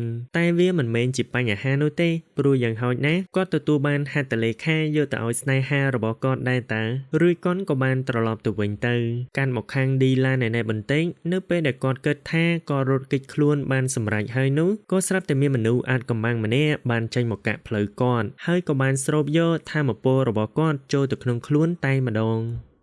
រីឯនៅខាងអធិរាជអាណាវិញនៅពេលដែលបានឃើញថាមពលរបស់ឌីឡានដែលត្រូវជាដៃស្ដាំរបស់គាត់រលីបាត់បែបនេះក៏បានធ្វើឲ្យគាត់មានការភ្ញាក់ផ្អើលជាខ្លាំងព្រោះគាត់មិននឹកស្មានថាសូម្បីតែដៃស្ដាំដ៏ខ្លាំងជាងគេបង្អរបស់គាត់ក៏មិនអាចចាប់ចម្រិត baby បានបែបនេះនោះទេអញ្ចឹងដោយសារតែឌីឡានធ្វើការងារមិនបានសម្រេចអធិរាជក៏បានបញ្ជាឲ្យប្រូជ្រូកទៅធ្វើការងារមួយនោះបន្តតែម្ដងតែប្រូជ្រូកក៏បានតបទៅវិញថាគាត់មិនតាន់បានជួយរំដោះប្រូបាយចេញពីគុកទី1ផងនឹងហើយឥឡូវឲ្យគាត់ទៅចាប់ចម្រិត baby ទៀតហើយរួចអធិរាជក៏បានតបទៅវិញថាទុកឲ្យកូនជាអ្នកទៅជួយរំដោះប្រូបាយដោយខ្លួនឯងស្របពេលជាមួយគ្នានោះការប្រកួតក្បាច់គុនប្រចាំប្រទេសក៏បានប្រារព្ធឡើងដោយការប្រកួតក្បាច់គុនមួយនេះគឺគេតែងតែធ្វើឡើងរៀងរាល់4ឆ្នាំម្ដងហើយគេបានអញ្ជើញជើងខ្លែងទាំងអស់នៅក្នុងប្រទេសឲ្យចូលរួមប្រកួតរួចយើងក៏បានឃើញលបងជីនដែលត្រូវជាជើងឯកកាលពីលើកមុនក៏បានចូលរួមប្រកួតម្ដងទៀតផងដែរព្រោះបើយោងទៅតាមច្បាប់នៅក្នុងការប្រកួតបើសិនជាអ្នកណាឈ្នះជើងឯក2ដងជាប់គ្នានោះគេនឹងមានសិទ្ធិធ្វើការ challenge ជាមួយនឹងជើងខ្លាំងលេខ1ប្រចាំពិភពលោករួចប្រូងៅក៏បាននិយាយថាបើសិនជាលបងជីនអាចយកឈ្នះនៅក្នុងការប្រកួតលើកនេះម្ដងទៀតនោះគាត់នឹងអាចធ្វើការ challenge ជាមួយនឹងជើងខ្លាំងលេខ1ប្រចាំពិភពលោកបានជាមិនខានរួចប្រូម៉ាប់ក៏បាននិយាយតថាលបងជីនគឺជាបេក្ខជនដ៏លេចធ្លោម្នាក់នៅក្នុងការប្រកួតកាលពីលើកមុនព្រោះគ្រប់ដៃគូទាំងអស់ដែលបានប៉ះគ្នាជាមួយគាត់គឺគាត់អាចយកឈ្នះទៅលើពួកគេត្រឹមតែមួយដៃតែប៉ុណ្ណោះរួចសុនរងក៏បានប្រាប់ឲ្យពួកគេទាំងពីរនិយាយតិចព្រោះពួកគេកំពុងតែនៅមន្ទីរពេទ្យហើយម៉ាក់របស់វ៉ាងលីងគឺត្រូវការសម្រាកតែម៉ាក់ក៏បានតបទៅវិញថាមិនអីទេព្រោះនេះគឺជាការប្រកួតធំ4ឆ្នាំម្ដងអញ្ចឹងពួកគេគួរតែសប្បាយអញ្ចឹងហើយសូម្បីតែ baby ក៏បានធាក់ពោះម៉ាក់ដោយសារតែនាងមានការអំភើបចិត្តដូចគ្នារួចសុនរងក៏បានប្រាប់ទៅកាន់ម៉ាក់ថាកុំឲ្យបារម្ភអីព្រោះទីនេះគឺជាមន្ទីរពេទ្យសម្រាប់កូនដ៏ល្អជាងគេបង្អស់ចឹង baby នឹងសម្រាប់ចេញមកដោយសុវត្ថិភាពជាមិនខានរួចប្រូម៉ាប់ក៏បានសួរទៅកាន់ប្រូងៅថាតើប្រូងៅគិតថាវ៉ាងនួននឹងចូលរួមនៅក្នុងការប្រកួតនៅពេលដែលនាងធំឡើងដែរឬទេរួចប្រូងៅក៏បានឆ្លើយថាគឺច្បាស់ជាអញ្ចឹងហើយព្រោះនាងត្រូវតែសាងកេរ្តិ៍ឈ្មោះសម្រាប់ខ្លួនឯងនៅពេលដែលនាងធំឡើងកុំឲ្យកាកដូចវ៉ាងលីងដែលមានថាមពលវិញ្ញាណត្រឹមតែ level 5តែម៉ាក់ក៏បាននិយាយថាគាត់គ្រាន់តែចង់ឲ្យវ៉ាងនួនធំធាត់ឡើងមានសុខភាពល្អ និងសប្បាយរីករាយតែប៉ុណ្ណោះបន្តិចក្រោយមកលោកនាយករដ្ឋមន្ត្រីក៏បានចាប់ផ្ដើមបើកការប្រកួតតែម្ដងរួចយើងក៏បានឃើញជើងខ្លាំងទាំងអស់ធ្វើការធីមអាប់ជាមួយគ្នាដើម្បីចាត់ការលបងជីនតែម្នាក់ឯងតែរាល់ការវាយប្រហាររបស់ពួកគេគឺត្រូវបានលបងជីនគេចផុតទាំងអស់នឹងរួចយើងក៏បានដឹងទៀតថាកន្លែងដែលពួកគេកំពុងតែប្រកួតគ្នានេះគឺនៅពីលើគុកទី1ហើយរាល់ចំហាយធម្មពលវិញ្ញាណដែលពួកគេបានបញ្ចេញទាំងប៉ុន្មានគឺត្រូវបានស្រូបចូលទៅកាន់កន្លែងស្តុកទុកហើយប្រើប្រាស់វាដើម្បីពង្រឹងការការពាររបស់គុកទី1ឲ្យរឹងមាំជាងមុនរួចលោកគ្រូយីក៏បានសួរទៅកាន់លោកតាសសថាតើគាត់គិតថាពីណាគេនឹងក្លាយទៅជាជើងឯកនៅក្នុងការប្រកួតឆ្នាំនេះរួចលោកតាសសក៏បានឆ្លើយថាគាត់គិតថាគឺគ្មានពីណាគេក្រៅពីលបងជីននោះឡើយព្រោះទោះបីជាពួកគេមិនស្គាល់អំពីប្រវត្តិរបស់លបងជីនក៏ដោយតែក្បាច់គុណរបស់គាត់គឺស្រដៀងគ្នាទៅនឹងក្បាច់គុណរបស់ជើងខ្លាំងលេខ1ប្រចាំពិភពលោកអញ្ចឹងព្រោះគាត់បានយកឈ្នះទៅលើដៃគូប្រកួតត្រឹមតែមួយក្បាច់តែប៉ុណ្ណោះហើយពួកគេថែមទាំងបានលើពាក្យចចាមអារ៉ាមទៀតថា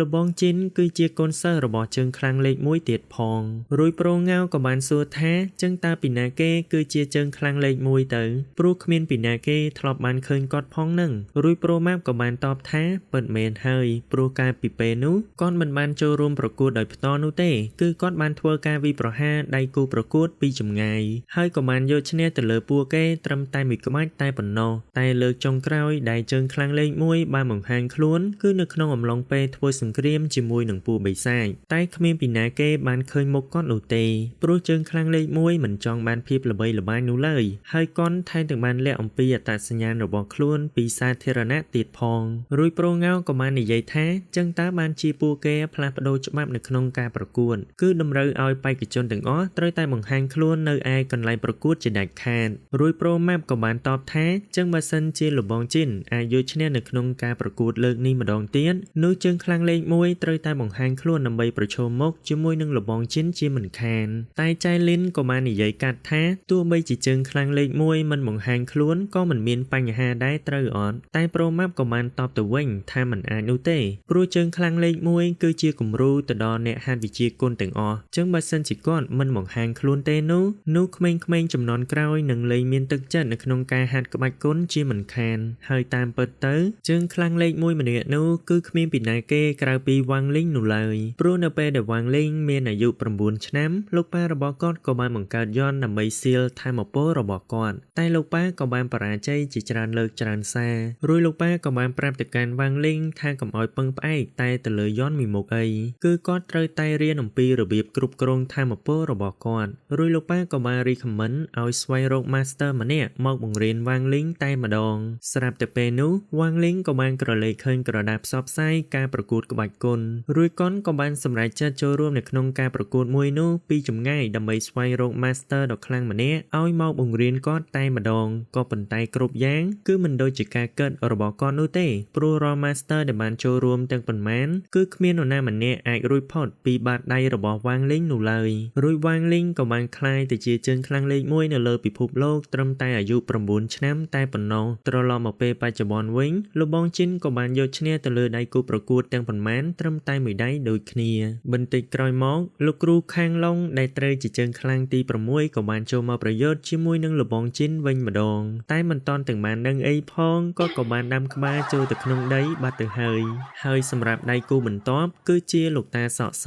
រួចលោកតាសក់សក៏បាននិយាយថាលបងជីនបានយកឈ្នះនៅក្នុងការប្រកួតកាលពីលើកមុនគឺដោយសារតែសំណាងតែប៉ុណ្ណោះតែលើកនេះទុកឲ្យកនជាអ្នកប្រយុទ្ធជាមួយនឹងលោកបងវិញម្ដងឬលបងជីនក៏បានតបទៅវិញថាគាត់មានក្តីស្រមៃតែមួយគត់គឺគាត់ចង់វាយគ្នាជាមួយនឹងជើងខ្លាំងលេខ1ប្រចាំពិភពលោករួចលោកតាសសក៏បានតបទៅវិញថាលបងឯងនិយាយអញ្ចឹងចង់មើងងាវគាត់មែនគាត់ទទួលស្គាល់ថាលបងខ្លាំងហើយលបងមានធម៌ពលវិញ្ញាណដូចទៅនឹងជើងខ្លាំងលេខ1អញ្ចឹងតែលបងជីនក៏បានតបថាគាត់គ្មានទំនាក់ទំនងអ្វីជាមួយនឹងជើងខ្លាំងលេខ1នោះទេហើយគាត់ក៏មិនមែនជាកូនសិស្សរបស់ជើងខ្លាំងលេខ1នោះដែរគឺគាត់បានរែកទឹកចុះឡើងលើភ្នំចម្ងាយ20គីឡូម៉ែត្រកាប់អស់1000ដង និងអាវងដី1000ដងជារៀងរាល់ថ្ងៃគឺគាត់បានព្យាយាមវឹកហាត់ដោយខ្លួនឯងជារៀងរាល់ថ្ងៃគឺដើម្បីតែចង់វាយគ្នាជាមួយនឹងជើងខ្លាំងលេខ1តែប៉ុណ្ណោះក្រោយពីបានប្រាប់រួចហើយលោកតាសសក៏បានស្ទុះចូលទៅវាយលបងជីនតែម្ដង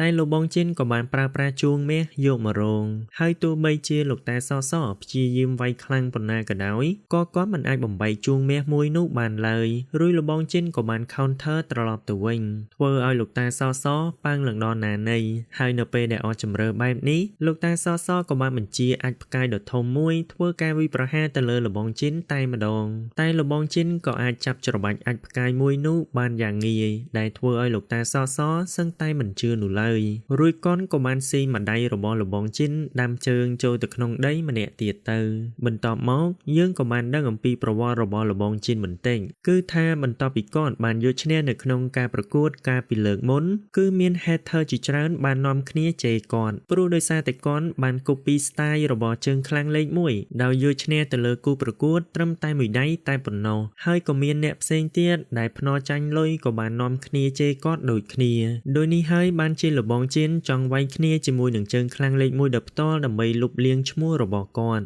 ហើយគាត់ក៏មិនចង់រស់នៅក្នុងស្រមោលរបស់នរណាម្នាក់ជារៀងរហូតនោះដែរបន្តិចក្រោយមកគូប្រកួតចុងក្រោយរបស់លបងជីនក៏បានបង្ហាញខ្លួនហើយម្នាក់នោះគឺគ្មានពីណាគេក្រៅពីវ៉ាងលីងនោះឡើយគ្រាន់តែបានឃើញភ្លាមពួកគេទាំង4នាក់ក៏បានស្គាល់ភ្លាមអត់តែប្រូម៉ាប់និងប្រូងៅប៉ុណ្ណោះដែលមើលអត់ស្គាល់ហើយតាមពិតទៅម្នាក់នេះមិនមែនជាវ៉ាងលីងពិតនោះទេគឺគាត់គ្រាន់តែជាក្លូនមួយដែលវ៉ាងលីងបានជប់ចេញពីសរសៃសក់មួយរបស់គាត់តែប៉ុណ្ណោះហើយនៅមុននឹងបន្តិចវ៉ាងលីងក៏បានយកក្លូនមួយនេះទៅជួបជាមួយនឹងស៊ូយីដើម្បីចោយឈ្មោះចូលរួមប្រកួតព្រោះកាលវ៉ាងលីងនៅក្មេងគាត់បានក្លាយទៅជាជើងខ្លាំងលេខ1ដោយមិនដឹងខ្លួនហើយដោយសារតែវ៉ាងលីងមិនចង់បង្ហាញអំពីអត្តសញ្ញាណរបស់គាត់ទើបបានជាគាត់បញ្ជាឲ្យក្លូនមួយនេះចូលរួមប្រកួតដើម្បីបញ្ឈប់លបងជីនកុំឲ្យក្លាយទៅជាជើងឯក2ដងជាប់គ្នារួចស៊ូយីក៏បានតបទៅវិញថាគាត់អាចបង្កើនអត្តសញ្ញាណទៅឲ្យក្លូនមួយនេះបានគឺគាត់ត្រូវការតែឈ្មោះតែប៉ុណ្ណោះ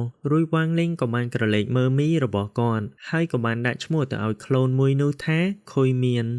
ស្របពេលជាមួយគ្នានោះស៊ូយីក៏បានធ្វើដំណើរទៅកាន់គុកទី1ដើម្បីពិនិត្យមើលការការពារនៅទីនោះតែបន្ទាប់ពីគាត់បានដើរចូលទៅដល់បន្ទប់គ្រប់គ្រងហើយនោះគាត់ក៏បានទាញ laptop ចេញមកដើម្បី hack ចូលទៅក្នុង system តែម្ដងរួចគាត់ថែមទាំងអាចគ្រប់គ្រងទៅលើមនុស្សយន្ត AI បានទៀតផងតាមពិតទៅម្នាក់នេះមិនមែនជាស៊ូយីនោះទេតែគាត់គឺជាអធិរាជនោះឯងហើយគាត់មកទីនេះដើម្បីដោះលែងប្រូបៃចេញពីគុកអញ្ចឹងយើងកាន់មកខាងការប្រកួតឯនេះវិញលោកបងជីនក៏បានប្រាប់ទៅកាន់ខុយមៀនដែលត្រូវជាក្លូនរបស់វ៉ាងលីងថាគាត់ចាប់អារម្មណ៍តែទៅលើជើងខ្លាំងលេខ1តែប៉ុណ្ណោះរួចគាត់ក៏បានបើកការវិប្រហារទៅលើខុយមៀនតែម្ដងតែមិនអាចធ្វើអ្វីទៅលើខុយមៀនបានទេដែលធ្វើឲ្យលបងជីនមានការភ្ញាក់ផ្អើលជាខ្លាំងរួចគាត់ក៏បានព្យាយាមធ្វើការវិប្រហារទៅលើខុយមៀនបន្តទៀតតែនៅតែមិនអាចធ្វើអ្វីទៅលើខុយមៀនបានដដែលនឹងរួចខុយមៀនក៏បានវាយបកទៅវិញដោយបានចាប់ច្របាច់កលបងជីនហើយក៏បានប្រាប់ទៅកាន់គាត់ថាលបងជីនខ្លាំងមិនតាន់គ្រប់គ្រាន់អាចធ្វើការ challenge ជាមួយនឹង master របស់គាត់បានទេ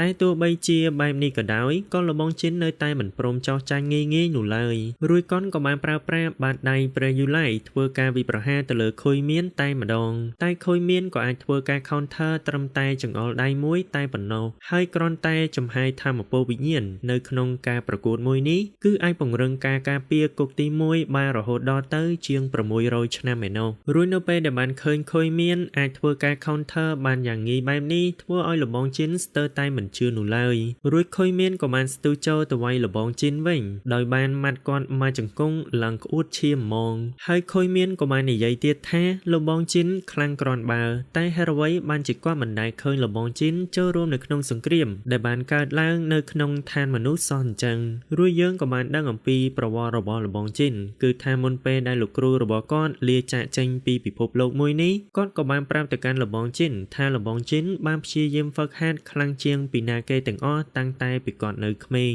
ហើយលោកគ្រូក៏គ្មានអ្វីត្រូវបង្រៀនទៅកាន់គាត់ទៀតដែរអញ្ចឹងដោយសារតែលបងជីនបានកើតមកជាមួយនឹងកែវភ្នែកដ៏អស្ចារ្យលោកគ្រូក៏បានប្រាប់ឲ្យគាត់ប្រើប្រាស់ធម៌ពលមួយនេះឲ្យបានល្អត្រូវការពារពិភពលោកពីគ្រោះមហន្តរាយផ្សេងព្រោះនៅពេលដែលគាត់មានធម៌ពលកាន់តែខ្លាំងនោះគាត់ក៏មានទំនួលខុសត្រូវកាន់តែធំដូចគ្នាហើយបន្ទាប់ពីពេលដែលលោកគ្រូរបស់គាត់បានស្លាប់ទៅលបងជីន នក៏បានព្យាយាមហ្វឹកហាត់ដោយខ្លួនឯងហើយកូនក៏បានប្រើប្រាស់កែវភ្នែកដ៏អស្ចារ្យរបស់គាត់ធ្វើដំណើរឆ្លងកាត់ភពជាច្រើនដើម្បីហ្វឹកហាត់ហើយនៅថ្ងៃដែលពួកបិសាចធ្វើការឈ្លានពានឋានមនុស្សគាត់ក៏ប្រញាប់ធ្វើដំណើរត្រឡប់មកវិញភ្លាមតែជើងខ្លាំងលេខ1បានមកដល់មុនគាត់ហើយក៏បានដោះស្រាយរឿងគ្រប់យ៉ាងរួចអស់បាត់ទៅហើយដោយនេះហើយបានជាគាត់ចង់ជួបជាមួយនឹងជើងខ្លាំងលេខ1តែគាត់មិននឹកស្មានថាគាត់ត្រូវបានគេប៊ូលូតាមអ៊ីនធឺណិតបន្ទាប់ពីការប្រកួតលើកទី1របស់គាត់នោះទេរួចខុយមានក៏បានតបទៅវិញថាគាត់បានបង្ហាញអំពីសមត្ថភាពរបស់គាត់បានល្អហើយការប្រកួតមួយនេះគឺមិនអាចបញ្ជាក់អំពីតម្លៃ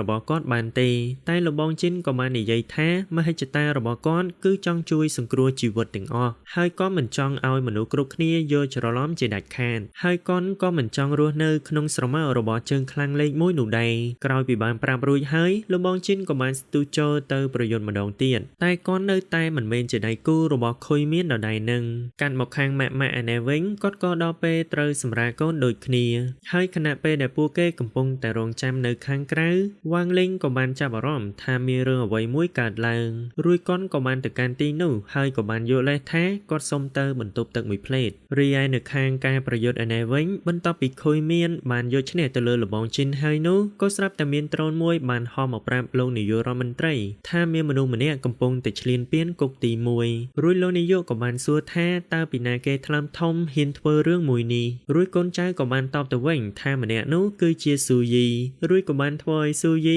បាក់ចង្កេះបដ យព្រោះគាត់នៅកន្លែងប្រគួតរហូតអត់បានទៅណាផងនឹងស្រាប់តែពេលនោះគុកទី1ដែលនៅខាងក្រោមក៏ចាប់ដើមរង្គើតែម្ដងហើយវាគឺជាស្នាដៃរបស់អធិរាជរួយកុនក៏បានចូលទៅកាន់គុកកម្រិតខ្ពស់ដើម្បីដោះលែងប្រូបៃផងដែរស្របពេលជាមួយគ្នានោះប្រូជ្រូកក៏បានធ្វើដំណើរទៅកាន់មន្ទីរពេទ្យដើម្បីចាប់ចម្រិត baby ហើយកុនក៏បានប្រើប្រាស់ថាមពលទំនាញដ៏ខ្លាំងមួយដែលធ្វើឲ្យមិត្តភ័ក្តិរបស់វ៉ាងលីងមិនអាចកម្រើកបានឡើយហើយបាននិយាយអំពី baby វិញគ្រាន់តែនាងបានកើតមកភ្លាមក៏ស្រាប់តែមានផលថជាច្រើនបានចេញមករួចក៏មានក្រញាំដៃបិសាចចេញពីផលថទាំងអស់នោះធ្វើឲ្យគ្រូពេទ្យសន្លប់អស់រលីងហើយនៅពេលដែលប្រូជ្រូកមិនតាន់ទាំងបានបើកទ្វារចូលទៅខាងក្នុងផងក៏ស្រាប់តែមានផូថលមួយបានស្រូបយកគាត់បាត់ទៅហើយរីឯប្រូម៉ៃអាណែវិញគ្រាន់តែបានរួចពីចំណងភ្លាមគាត់ក៏បានហោះចេញពីទីនោះភ្លាមហើយគាត់ថែមទាំងបានទម្លុះសងវៀនប្រកួតទៀតផងរួចនៅពេលដែល mission របស់ខ្លួនទទួលបានជោគជ័យបែបនេះ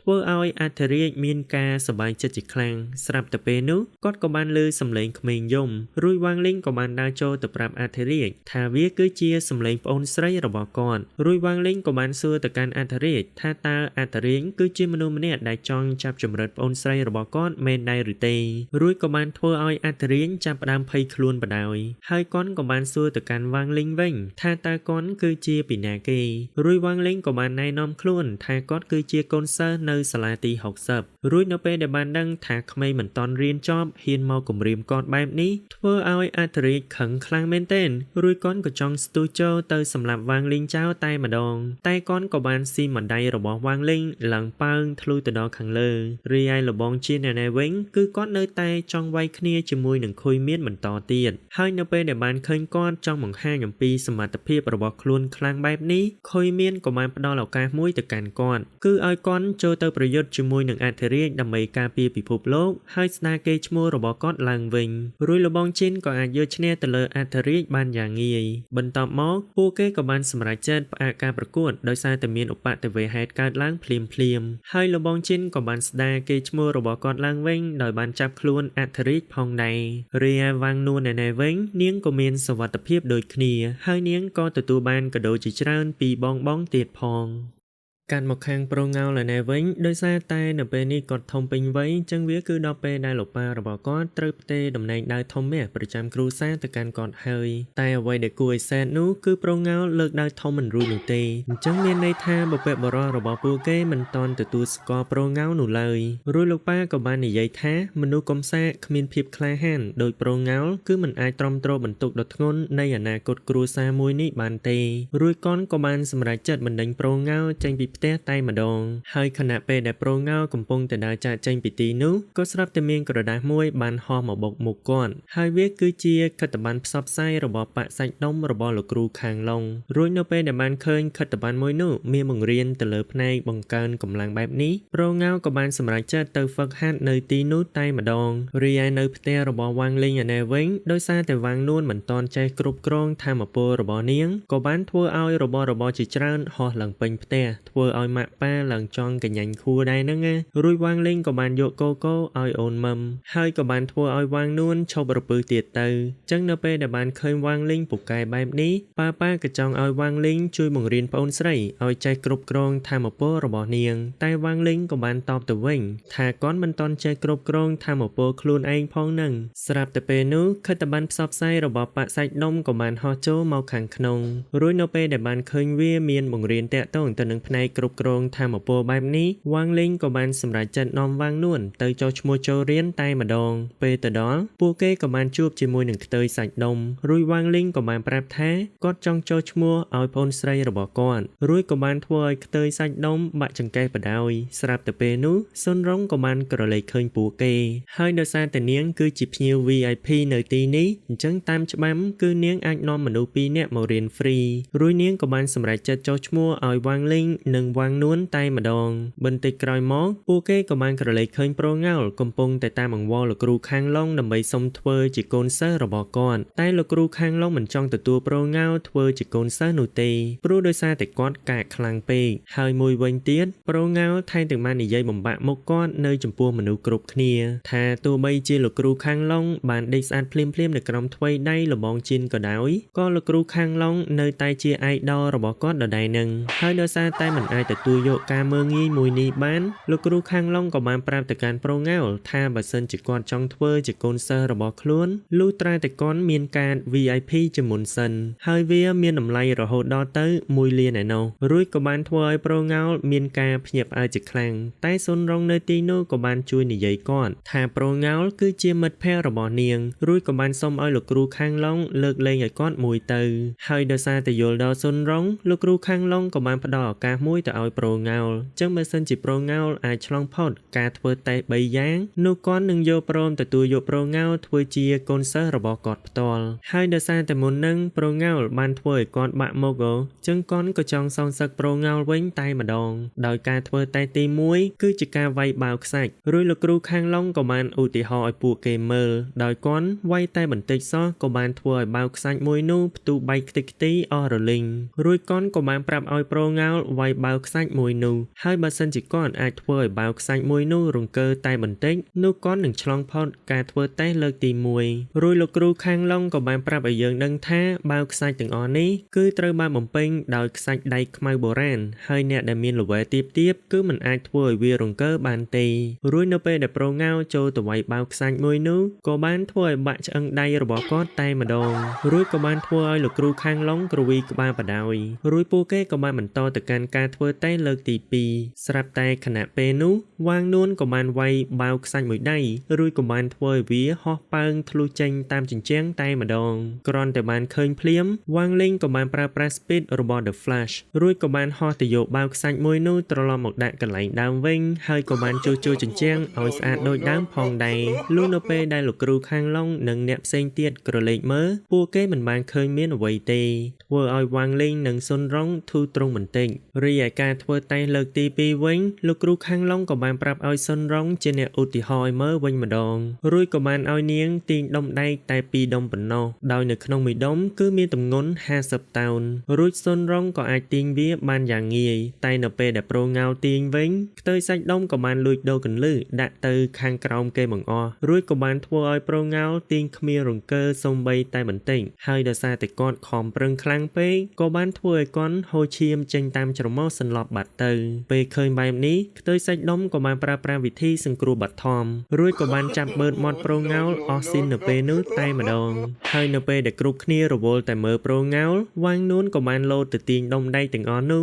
ឡើងស្រាលដោយសំឡេងតែសំណាងល្អដែលសុនរងបានក្រឡេកឃើញតន់ហើយក៏បានប្រាប់ឲ្យវ៉ាងលីងយកវ៉ាងនួនត្រឡប់មកវិញកុំអីបែកការបាត់ចំណែកឯការធ្វើតេស្តលើកទី3ចុងក្រោយវិញគឺជាការលើកដុំដែកជាមួយនឹងថាមពលនៃភាព ភាពក្លាហានព្រោះធម្មពលវិញ្ញាណរបស់ Master របស់លោកគ្រូខាងឡុងគឺរស់នៅក្នុងដុំដែកមួយនេះអញ្ចឹងមានតែអ្នកដែលគ្មានការភ័យខ្លាចប៉ុណ្ណោះទើបអាចលើកវាបានរួចខ្ទើយសាច់ដុំក៏បាននិយាយថាគាត់បានចំណាយពេលអស់5ឆ្នាំទើបអាចយកឈ្នះទៅលើការភ័យខ្លាចរបស់គាត់ហើយអាចលើកដុំដែកមួយនេះបានហើយសូម្បីតែប្រូអាវខ្មៅដែលឈរនៅជិតនោះក៏បានចំណាយពេលអស់3ឆ្នាំផងដែរអញ្ចឹងប្រូងោលគ្មានសង្ឃឹមអាចលើកវារួចបានទេរួចលោកគ្រូខាងឡុងក៏បានប្រាប់ទៅកាន់ប្រូងោលថាបើសិនជាប្រូងោលអាចលើកដុំដែកមួយនេះឲ្យខ្ពស់ជាងចង្កេះរបស់គាត់បន្តិចគាត់នឹងយកព្រមទទួលយកប្រូងោលធ្វើជាកូនសិស្សរបស់គាត់រួចប្រូងោលក៏បានស្រមៃឃើញដុំដែកមួយនោះគឺជាដាវធំមាសហើយក៏បានចងចាំអំពីពាក្យសម្ដី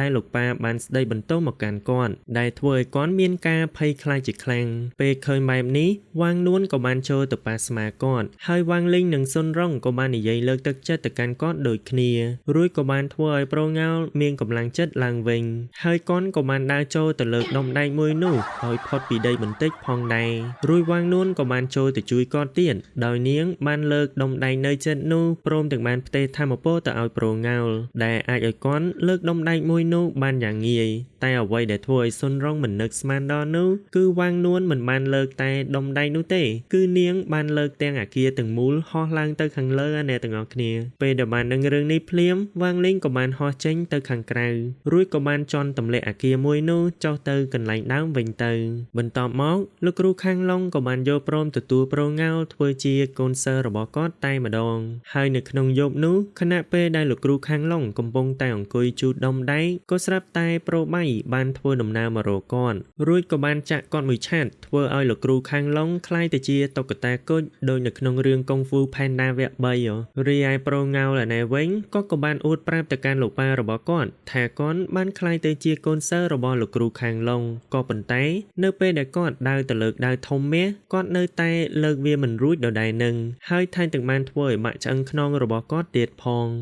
លុះស្អែកឡើងប៉ាក៏បានទិញដាវវិញ្ញាណដ៏ខ្ជូតមួយយកមកសប្រៃកូនស្រីតែវ៉ាងនួនក៏បានសប្រៃគាត់វិញដោយបានបោកកំទេចដាវវិញ្ញាណមួយនោះរួចវ៉ាងលីងក៏បានប្រាប់ទៅកាន់ប៉ា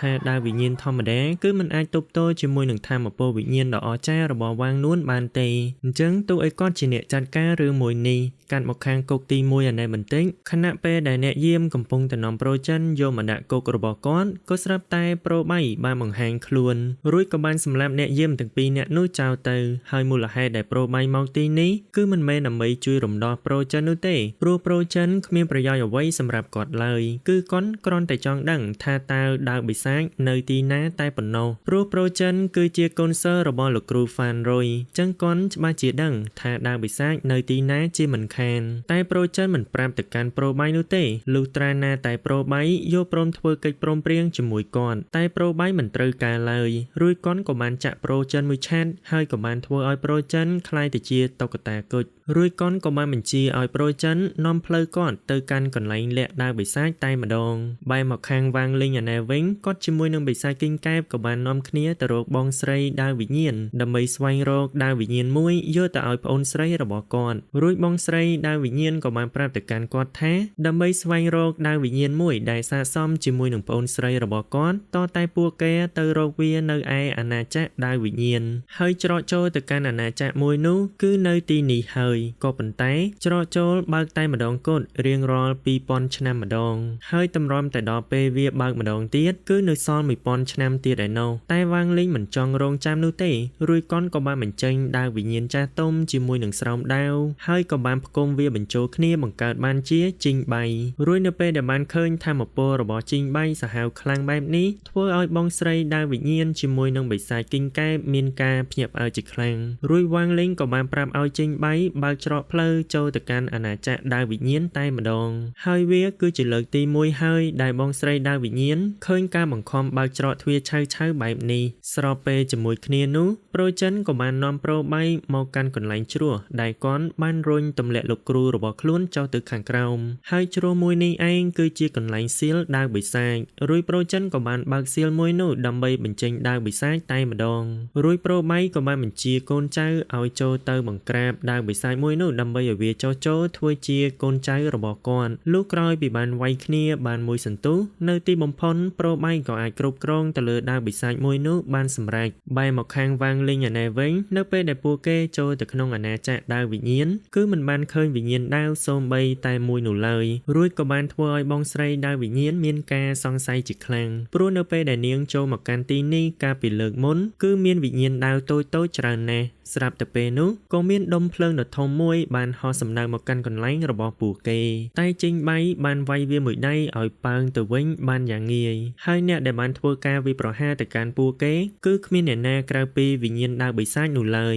ពេលឃើញបែបនេះវ៉ាងលីងក៏បានចាប់គប់ជីងបៃទៅកាន់វាហើយក៏បានបុកក្បាលជាមួយគ្នាធ្វើឲ្យបាក់ស្នែងរបស់វាមួយផងដែររួចវិញ្ញាណដាវបិសាចក៏បានប្រើក្បាច់ម៉ែចែកឲ្យតែម្ដងបន្តិចក្រោយមកវិញ្ញាណដាវតូចៗជាច្រើនក៏បានបង្ហាញខ្លួនហើយមូលហេតុដែលពួកវារត់ពួននោះគឺដោយសារតែពួកវាខ្លាចវិញ្ញាណដាវបិសាចចាប់ស៊ីពួកវានោះឯងរីឯវ៉ាងនួនណែវិញខណៈពេលដែលនាងកំពុងតែអង្គុយលេងនៅខាងក្រៅនាងក៏បានក្រឡេកឃើញមេអំបៅរួចនាងក៏បានប្រើប្រាស់ធម្មពលវិញ្ញាណបាញ់មេអំបៅមួយនោះហើយក៏បានជ្រុលដៃបាញ់ចំស្មៅមួយដើមផងដែរចំណែកឯនៅខាងក្រោមរបស់វ៉ាងលីងណែវិញវ៉ាងលីងក៏បានសួរទៅកាន់បងស្រីដាវវិញ្ញាណថាតើវិញ្ញាណដាវតូចៗទាំងអស់នេះគឺទៅតែកើតមែនរួចបងស្រីដាវវិញ្ញាណក៏បានតបទៅវិញថាពិតមែនហើយពួកវាអាចប្រែក្លាយរូបរាងទៅជាមនុស្សសត្វឬមួយក៏ជារុក្ខជាតិក៏បានដែរអញ្ចឹងនៅពេលដែលពួកវាស្រូបយកធម្មពលវិញ្ញាណនៃឋានសួគ៌និងផែនដីនោះពួកវានឹងមានរូបរាងផ្សេង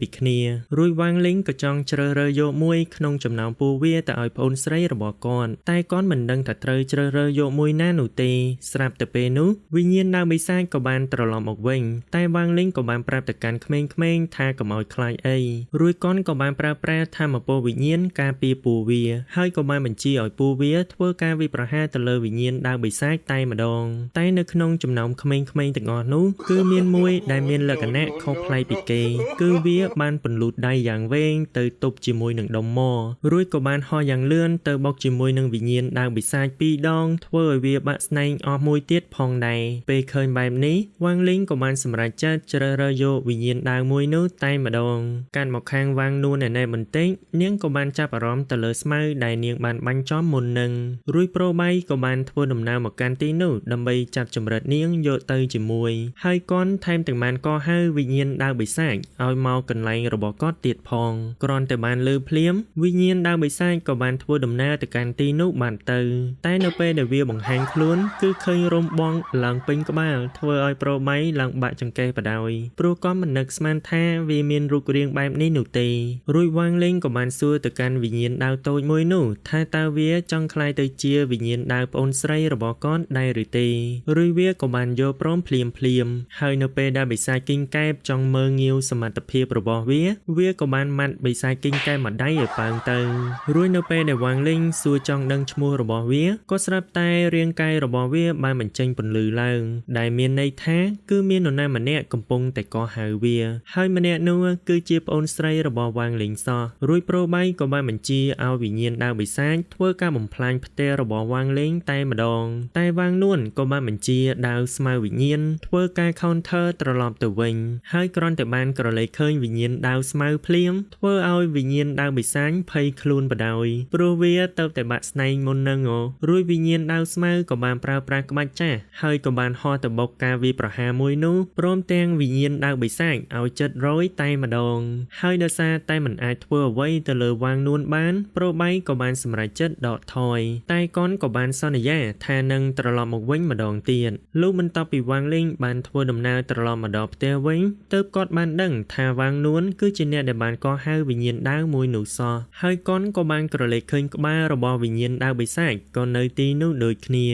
អញ្ចឹងបន្ទាប់ពីប្រូបៃបានធ្វើការដកថយចេញពីវ៉ាងនួនហើយនោះគាត់ក៏បានធ្វើដំណើរទៅកាន់មន្ទីរធំរបស់អធិរាជហើយក្រោយពីបានសម្លាប់កូនចៅដែលនៅទីនោះអស់ហើយគាត់ក៏បានរកឃើញថាសុទ្ធយៈនៅពេលនេះគឺខ្វះធម្មពលវិញ្ញាណតែបន្តិចទៀតទេពេញហើយរួចគាត់ក៏បានឲ្យបិសាចខ្មៅលេបតុក្កតាគុជមួយចំនួនដើម្បីឲ្យវាយកធម្មពលទាំងអស់នោះទៅបំពេញសុទ្ធយៈអញ្ចឹងក្រោយពីពួកគេរកបានធម្មពលវិញ្ញាណគ្រប់ចំនួនហើយនោះពួកគេក៏បានបើកច្រកទ្វារ portal ធ្វើដំណើរទៅ ទៅកាន់ឃ្លាំងសម្ងាត់ដែលជាកន្លែងរក្សាទុកក្បាច់គុណឋានសួគ៌តែម្ដងហើយវាគឺមានទីតាំងនៅលើឋានព្រះច័ន្ទរួចប្រូបៃក៏បានធ្វើដំណើរទៅកាន់ទីនោះទៅកាន់មកខាងថ្នាក់ពិសេសនៅសាលាទី60ឯនេះវិញគឺយើងបានឃើញអ្នកគ្រូផានមានទឹកមុខរីករាយខុសពីធម្មតាព្រោះដោយសារតែថ្ងៃនេះវ៉ាងលីងមិនត្រឹមតែត្រឡប់មករៀនវិញនោះទេគឺគាត់ថែមទាំងបាននាំវ៉ាងនួនមកជាមួយដូចគ្នាព្រោះនៅមុននឹងបន្តិចនៅពេលដែលវ៉ាងលីងកំពុងតែរៀបចំខ្លួនមកសាលារៀនវ៉ាងនួនក៏បានតោងអាវគាត់មិនព្រមលេងសោះ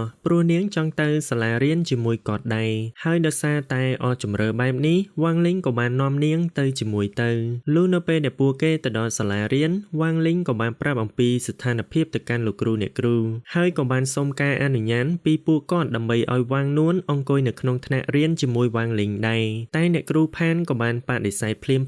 ព្រោះវ៉ាងនួននៅតូចចឹងបើសិនជាមានរឿងអ្វីមួយកើតឡើងទៅលើនាងតើពីណាគេទទួលខុសត្រូវស្រាប់តែពេលនោះវ៉ាងនួនក៏បានធ្វើទឹកមុខខ្ជូតហើយដោយសារតែមិនអាចយកឈ្នះទឹកមុខដ៏គួរឲ្យស្រឡាញ់មួយនេះបានអ្នកគ្រូផានក៏បានបដូរចិត្តរួចក៏បានអនុញ្ញាតឲ្យវ៉ាងនួនអាចចូលទៅអង្គុយនៅក្នុងថ្នាក់បានហើយគាត់ថែមទាំងបានត្រៀមឯកសណ្ឋានទៅឲ្យវ៉ាងនួនទៀតផងសូម្បីតែវ៉ាងលីងក៏មិននឹកស្មានថាវ៉ាងនួនអាចចាប់យកបេះដូងរបស់អ្នកគ្រូផានបានបែបនេះនោះទេរួចអ្នកគ្រូផានក៏បានបង្រៀនពួកគេតាក់ទងទៅនឹងអ្នកហាត់ក្បាច់គុណសម័យបុរាណដែលត្រូវជាបុព្វបុរសនៃអ្នកហាត់ក្បាច់គុណហើយគាត់គឺជាអ្នកដែលបានបង្កើតក្បាច់គុណឋានសួគ៌អញ្ចឹងដើម្បីការពារកុំឲ្យក្បាច់គុណឋានសួគ៌ធ្លាក់ទៅក្នុងកណ្ដាប់ដៃរបស់មនុស្សអាក្រក់គាត់ក៏បានសៀលក្បាច់គុណទាំងអស់នោះនៅលើឋានព្រះច័ន្ទរួចប្រូម៉ាប់ក៏បានសួរថាតើបុព្វបុរសនៃអ្នកហាត់ក្បាច់គុណធ្វើដំណើរទៅកាន់ឋានព្រះច័ន្ទដោយរបៀបណារួចអ្នកគ្រូផានក៏បានឆ្លើយថាគាត់ធ្វើដំណើរទៅកាន់ទីនោះតាមរយៈ portal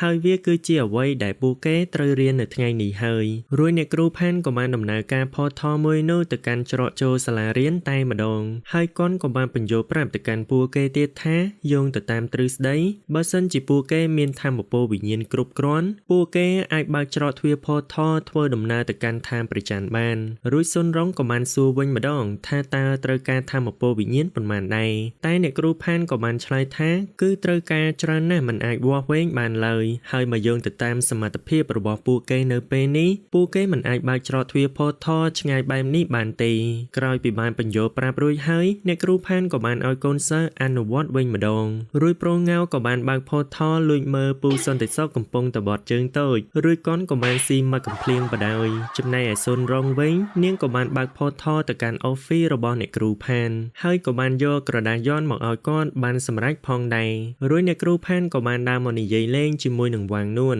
ហើយក៏បានសរសើរវ៉ាងនួនថាជាក្មេងឆ្លាតកើតមកមិនបានប៉ុន្មានផងចេះគូររូបបាត់ស្រាប់តែពេលនោះក៏មានពន្លឺពណ៌ស្វាយមួយបានបាញ់ទៅលើមេឃហើយវាគឺជាពន្លឺ portal ដែលប្រូបៃបានបើកទៅកាន់ឋានព្រះច័ន្ទមុននឹងហើយខណៈពេលដែលគ្រប់គ្នាកំពុងតែសម្លឹងមើលពន្លឺមួយនោះវ៉ាងនួនក៏បានបើក portal ទៅកាន់ភពមួយផ្សេងទៀតរួចសត្វពស់ដែលនៅទីនោះក៏ចង់ឆ្លងមកកាន់ភពរបស់ពួកគេតែវ៉ាងលីងក៏បានរុញវាត្រឡប់ទៅវិញហើយក៏បានបិទ portal មួយនោះវិញទៅរីឯប្រូបៃឯណែវិញបន្ទាប់ពីគាត់បានធ្វើដំណើរទៅដល់ឋានព្រះច័ន្ទហើយនោះគាត់ក៏បានបើកសៀលដើម្បីបញ្ចេញច្រកទ្វារចូលទៅកាន់ឃ្លាំងសម្ងាត់រួចច្រកទ្វារមួយនោះក៏បានផុសចេញមកជាមួយនឹងកងទ័ពមេជាច្រើនដែលត្រូវជាអ្នកការពារនៅទីនោះរួចប្រូបៃក៏បានបញ្ជាឲ្យកូនចៅគុជចូលទៅប្រយុទ្ធជាមួយនឹងកងទ័ពទាំងអស់នោះតែម្ដងស្របពេលជាមួយគ្នានោះលោកគ្រូម៉ាប់ក៏បានធ្វើតេស្តកូនសិស្សតាក់ទងទៅនឹងការគប់ដាវដោយប្រូម៉ាប់គាត់បានប្រឡងចប់ដោយទទួលបាន8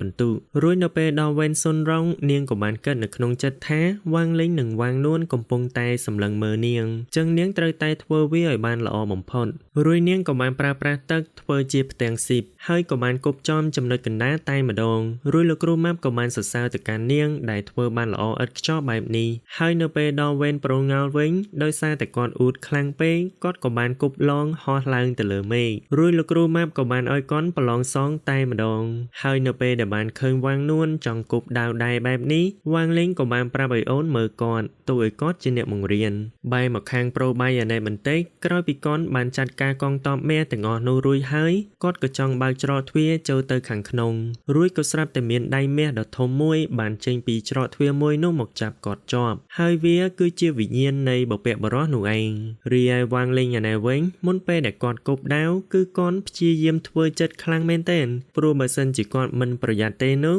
អាគារសាលាទាំងមូលដែលនៅខាងក្រោយនឹងត្រូវបំផ្លាញទាំងស្រុងជាមិនខានរួចគាត់ក៏បានគប់វាបន្តិចតែមិនចំគោលដៅនោះទេរួចលោកគ្រូម៉ាប់ក៏បានឲ្យគាត់ធ្លាក់តែម្ដងតែវាងលេងជាមួយនឹងស៊ុនរងបែរជាសប្បាយចិត្តទៅវិញព្រោះដោយសារតែវាងលេងមិនបានបំផ្លាញអាគារដែលនៅពីក្រោយនឹង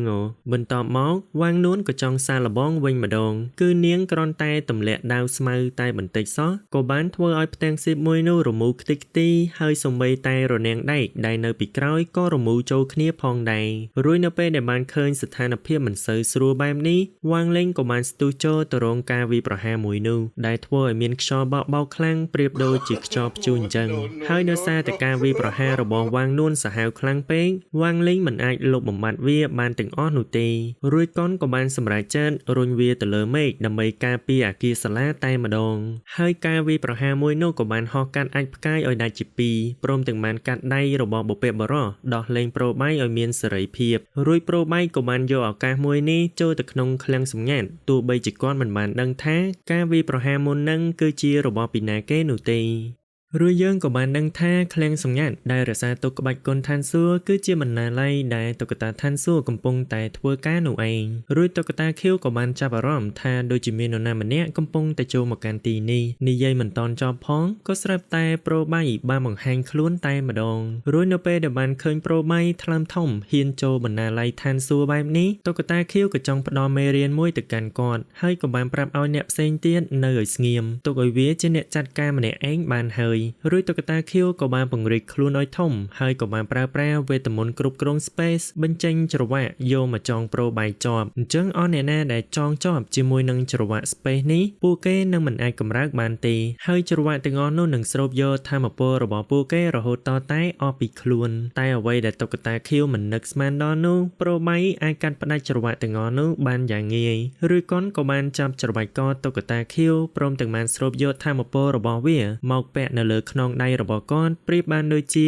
Infinity Stone អញ្ចឹងរួចនៅពេលដែលបានឃើញប្រូបៃមិនមែនជាមនុស្សធម្មតាបែបនេះតុក្កតាផ្សេងទៀតក៏បានព្រួតដៃគ្នាចូលទៅប្រយុទ្ធជាមួយគាត់តែពួកគេមិនមែនជាដៃគូរបស់ប្រូបៃនោះឡើយហើយទោះបីជាតុក្កតាពោស្វាយព្យាយាមប្រើប្រាស់ថាមពលគ្រប់គ្រងខួរក្បាលរបស់ប្រូបៃក៏ដោយក៏មិនអាចធ្វើអ្វីទៅលើប្រូបៃបានដែរព្រោះប្រូបៃមានថាមពលរបស់បុព្វបុរសការពាររួចកុនក៏បាន counter ត្រឡប់ទៅវិញដោយប្រើប្រាស់ច្រវាក់ space ចាប់ចងតុក្កតាទាំងអស់នោះរួចក៏បានស្រូបយកថាមពលរបស់ពួកគេទាំងអស់គ្នាតែម្ដងអញ្ចឹងបន្ទាប់ពីទទួលបាន Infinity Stone ទាំង6គ្រាប់ហើយប្រូបៃក៏បានប្រាប់ទៅកាន់តុក្កតាពណ៌លឿងថាក្បាច់គុណឋានសួគ៌ទាំងប៉ុន្មានដែលនៅទីនេះគឺស្ថិតនៅក្រោមការគ្រប់គ្រងរបស់គាត់រួចកុនក៏ចង់សងសឹកទៅលើវាងលេងជាមួយនឹងវាងនួនតែម្ដងកាន់មកខាងសាលាទី60ឯណេះវិញបន្ទាប់ពីវាងលេងបានទិញមីរួចហើយក៏ស្រាប់តែប្រូបៃបានហែកចូលទៅក្នុងទូរទស្សន៍ទាំងអស់នៅក្នុងទីក្រុងសៀងហៃហើយក៏បានធ្វើការណែនាំខ្លួនថាកុនគឺជាជើងខ្លាំងលេខ1ប្រចាំពិភពលោក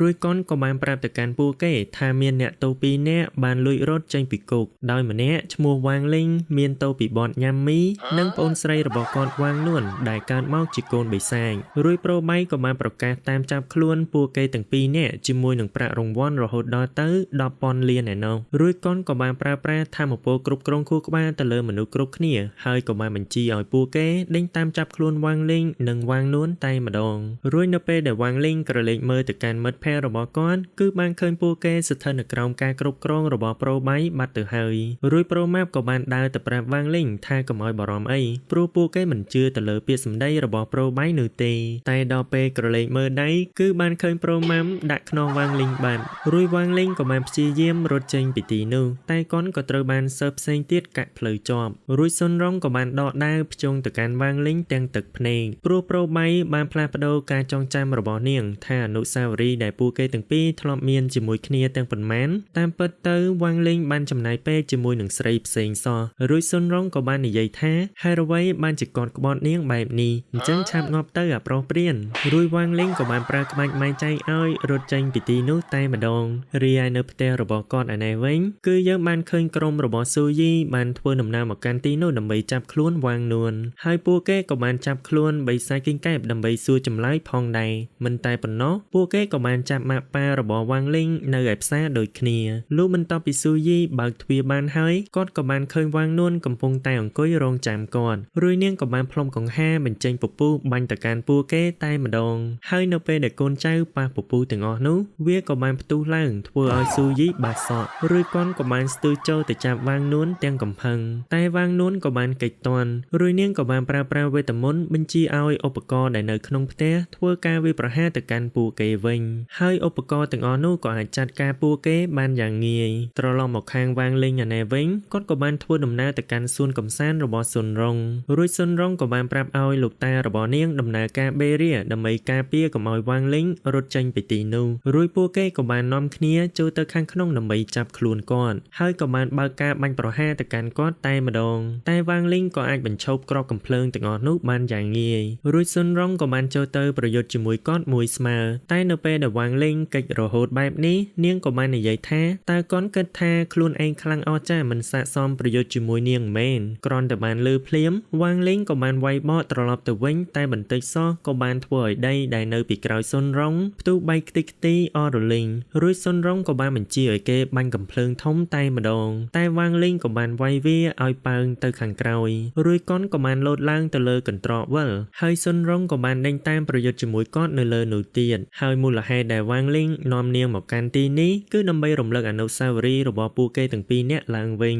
រួចគាត់ក៏បានព្យាយាមប្រាប់ទៅកាន់ស៊ុនរងអំពីពេលវេលាដែលពួកគេបានចំណាយជាមួយគ្នាមើលអាចផ្កាយជាមួយគ្នាបង្ហោះគោមជាមួយគ្នាព្រមទាំងឆ្លងកាត់នៅរឿងរ៉ាវពិបាកជាច្រើនហើយនឹងការសន្យារបស់ពួកគេទាំងពីរតែស៊ុនរងភ្លេចវាអស់ហើយមែនរួចវ៉ាងលីងក៏បានវាយបំបាក់ដាវរបស់ស៊ុនរងហើយក៏បានធ្វើឲ្យនាងធ្លាក់ចុះទៅខាងក្រោមតែវ៉ាងលីងក៏បានចូលទៅជួយនាងហើយក៏បានចាប់បឺតមាត់នាងមួយតែម្ដងនៅពេលនោះការចងចាំទាំងប៉ុន្មានរបស់ស៊ុនរងក៏បានត្រឡប់មកវិញហើយនាងក៏អាចបំបែកការគ្រប់គ្រងរបស់ប្រូបៃបានសម្រេចផងដែរលុះបន្ទាប់ពីបានដឹងខ្លួនឡើងវិញហើយនោះស៊ុនរងក៏បានសុំទោសទៅកាន់វ៉ាងលីងហើយនាងស្ទើរតែមិនជឿថានាងបានធ្វើរឿងទាំងអស់នោះដាក់គាត់សោះតែវ៉ាងលីងក៏បានតបទៅវិញថាវាមិនមែនជាកំហុសរបស់នាងទេគ្រប់យ៉ាងគឺជាស្នាដៃរបស់ប្រូបៃដែលបានផ្លាស់ប្ដូរការចងចាំរបស់មនុស្សគ្រប់គ្នារួចប្រូបៃក៏បានតបទៅវិញថាទោះបីជាវ៉ាងលីងបានដឹងការពិតក៏ដោយក៏វ៉ាងលីងមិនអាចធ្វើអ្វីមកកាន់គាត់បានដែរព្រោះគាត់បានឡើងមកដល់បណ្ណាល័យឋានសួគ៌ហើយពេលដែលបានដឹងរឿងនេះភ្លាមស៊ុនរងក៏បានប្រាប់ឲ្យវ៉ាងលីងប្រញាប់ធ្វើដំណើរទៅកាន់ទីនោះទៅទុកឲ្យនាងជាអ្នកពន្យាពេលឲ្យគាត់រួចវ៉ាងលីងក៏បានទុកដាវវិញ្ញាណចាស់ទុំឲ្យនៅជាមួយនឹងស៊ុនរងមុនពេលដែលគាត់ហោះចាកចេញពីទីនោះហើយនៅពេលដែលបានឃើញស៊ុនរងក្បត់ពួកគេបែបនេះពួកគេក៏បានព្រួតដៃគ្នាចាត់ការនាងតែម្ដងរីឯវ៉ាងលីងគាត់ក៏បានធ្វើដំណើរមកដល់ផ្ទះវិញហើយក៏បានឃើញវ៉ាងនួនចាត់ការក្រុមរបស់ស៊ូយីអស់បាត់ទៅហើយរួចគាត់ក៏បាននាំវ៉ាងនួនឡើងទៅកាន់ឃ្លាំងដាក់អីវ៉ាន់ហើយក៏បានឆ្លងចូលទៅកាន់បណ្ណាល័យឋានសួគ៌តែម្ដងរួចក៏បានធ្វើឲ្យប្រូបៃឡើងបាក់ចង្កេះព្រោះគាត់បានសៀលច្រកចូលមកកាន់ទីនេះរួចហើយអញ្ចឹងតើវ៉ាងលីងចូលមកតាមណាវិញរួចវ៉ាងលីងក៏បានឆ្លើយថាច្រកចូលមកកាន់បណ្ណាល័យឋានសួគ៌គឺនៅពីក្រោយឃ្លាំងដាក់អីវ៉ាន់ផកគាត់ជាយូរណាស់មកហើយតែប្រូបៃមិនជឿនោះទេព្រោះក៏បានរៀបចំផែនការអស់រាប់ពាន់ឆ្នាំតម្រាំតែបានចូលមកកាន់ទីនេះតែមិនអីនោះទេព្រោះគាត់មានត្បូង Infinity Stone ទាំង6នៅក្នុងដៃហើយគាត់ក៏បានគ្រប់គ្រងក្បាច់គុណឋានសួគ៌ទាំង 3000 រួចហើយអញ្ចឹងគ្មាននរណាម្នាក់អាចធ្វើអ្វីមកលើគាត់បានឡើយរួចវ៉ាងលីងក៏បានសួរទៅកាន់វ៉ាងនួនថាតើអូនចង់វាយគ្នាដែរអត់រួចវ៉ាងនួនក៏បានយកព្រមភ្លាមដោយនេះបងប្អូនទាំងពីរក៏បានធីមអាប់ជាមួយគ្នាដើម្បីចាត់ការប្រូបៃតែម្ដងរួចប្រូបៃក៏បាននិយាយសើចចំអកដាក់វ៉ាងលីងថាមានអារម្មណ៍យ៉ាងណាដែរនៅពេលដែលត្រូវបានមនុស្សជុំវិញខ្លួនបោះបង់ចោលក្បត់និងដេញតាមសម្លាប់បែបនេះតែវ៉ាងលីងក៏បានតបទៅវិញថាប្រូបៃមិនបានផ្លាស់ប្ដូរការចងចាំរបស់មនុស្សគ្រប់គ្នាទេហើយគាត់ក៏មិនឯកាដែរព្រោះនៅមានមនុស្សម្នាក់ដែលជឿជាក់មកលើគាត់ក្រោយពីបានប្រាប់រួចហើយប្រូបៃក៏បានបើកការវាយប្រហារទៅលើពួកគេទាំងពីរតែម្ដងតែវ៉ាងលីងក៏បាន counter ត្រឡប់ទៅវិញហើយក៏បានធ្វើឲ្យប្រូបៃធ្លុះចេញទៅខាងក្រៅដោយ នៅទីនេះគឺជាដូមែនរបស់បុព្វបុរសតែវ៉ាងលីងអាចធ្វើការបំលាស់ទីបានដោយសេរីរួចប្រូបៃក៏បានបញ្ចេញវិញ្ញាណផលលោកគ្រូខាងឡុងហើយក៏បានពង្រីកគាត់ឲ្យធំដើម្បីចូលទៅសម្រាប់វ៉ាងលីងចោលតែវ៉ាងលីងក៏អាចរងការវាយប្រហារមួយនោះបានយ៉ាងងាយហើយកនថែមទាំងបានវាយបំបាក់ដៃរបស់លោកគ្រូខាងឡុងអស់មកខាងទៀតផងរួចវ៉ាងនួនក៏បានយកឱកាសមួយនេះស្ទុះចូលទៅទាត់លោកគ្រូខាងឡុងមួយជើងឲ្យប៉ើងទៅពេលឃើញបែបនេះបិសាចឆាតក៏បានប្រាប់ទៅកាន់ប្រូបៃឲ្យលេប baby មុនទៅពួកគេមានថាមពលគ្រប់គ្រាន់អាចយកឈ្នះទៅលើវ៉ាងលីងបានរួចប្រូបៃក៏បានធ្វើតាមហើយក៏បានបញ្ជាបិសាចឆាតឲ្យស្ទុះចូលទៅចាប់ baby តែម្ដងតែពួកគេក៏បានកិច្ចទាន់រួចវ៉ាងលីងក៏បានស្ទុះចូលទៅចាប់ប្រូបៃបោកឡើងបាក់ធ្មេញអស់មួយហើយវ៉ាងនួនក៏បានចាប់បោកបិសាចឆាតឡើងទក់សាច់ដូចគ្នារួចប្រូបៃក៏បានលេបតុក្កតាគុជដើម្បីព្យាបាលរបួសរបស់គាត់ហើយកនមិននឹកស្មានថាវ៉ាងនួនទៅតែកើតបាន3ខែសោះមានថាមពលវិញ្ញាណដ៏អស្ចារ្យបែបនេះនោះទេហើយកនពិតជាចង់លេបនាងខ្លាំងណាស់បន្ទាប់មកប្រូបៃក៏បានជប់ដាវបិសាចឲ្យរស់ឡើងវិញរួចក៏បានប្រើប្រាស់វាធ្វើការវាយប្រហារទៅកាន់ពួកគេតែម្ដងរួចវ៉ាងនួនក៏បានឲ្យដាវស្មៅទៅកាន់បងប្រុសដែលធ្វើឲ្យប្រូបៃអស់សំណើជាខ្លាំងព្រោះគាត់គិតថាដាវស្មៅកាអញ្ចឹងមិនអាចធ្វើអ្វីបានឡើយតែវ៉ាងលីងក៏បានតបទៅវិញថាវាអាចកាត់ផ្ដាច់ចក្រវាឡបានរួចវ៉ាងលីងក៏បានសម្លាប់វិញ្ញាណដាវបិសាចជាលើកទី2ហើយនៅពេលដែលអស់ជម្រៅបែបនេះប្រូបៃក៏បានបញ្ចេញថាមពលរបស់បុព្វបុរសហើយក៏ចង់ប្រើប្រាស់ក្បាច់គុណឋានសួគ៌ទាំង3000ធ្វើការវាយប្រហារទៅលើពួកគេទៀតរួចវ៉ាងលីងក៏បានបកយ័ន្តនៅលើកចេញបន្តិចហើយក៏ចង់ប្រាប់ទៅកាន់ប្រូបៃថាតើថាមពលរបស់ពួកគេទាំងពីរខុសឆ្ងាយពីគ្នាខ្លាំងប៉ុណ្ណារួចកុនក៏បានប្រើប្រាស់ក្បាច់គុណឋានសួគ៌ជាច្រើនជាន់ជាប់គ្នាព្រោះកុនមានក្បាច់គុណឋានសួគ៌មិនមែន3000នោះទេគឺមានរាប់លានឯណោះបន្ទាប់មកវ៉ាងនួនក៏បានប្រើប្រាស់កង្ហាររបស់នាងបង្កើតបានជា portal រួចក៏បានចាប់យកវិញ្ញាណបុព្វបុរសចូលទៅក្នុង portal មួយនោះតែម្ដងហើយឆ្លៀតពេលដែលប្រូបៃភ្លេចខ្លួនវ៉ាងលីងក៏បានចាប់ច្របាច់មុខគាត់ហោះឡើងទៅលើយ៉ាងខ្ពស់រួចក៏បានចាប់បោកគាត់ទៅលើដីវិញមកទំហឹងមនុស្សចាស់ដែលធ្វើឲ្យប្រូបៃមិនអាចតដៃបានទេ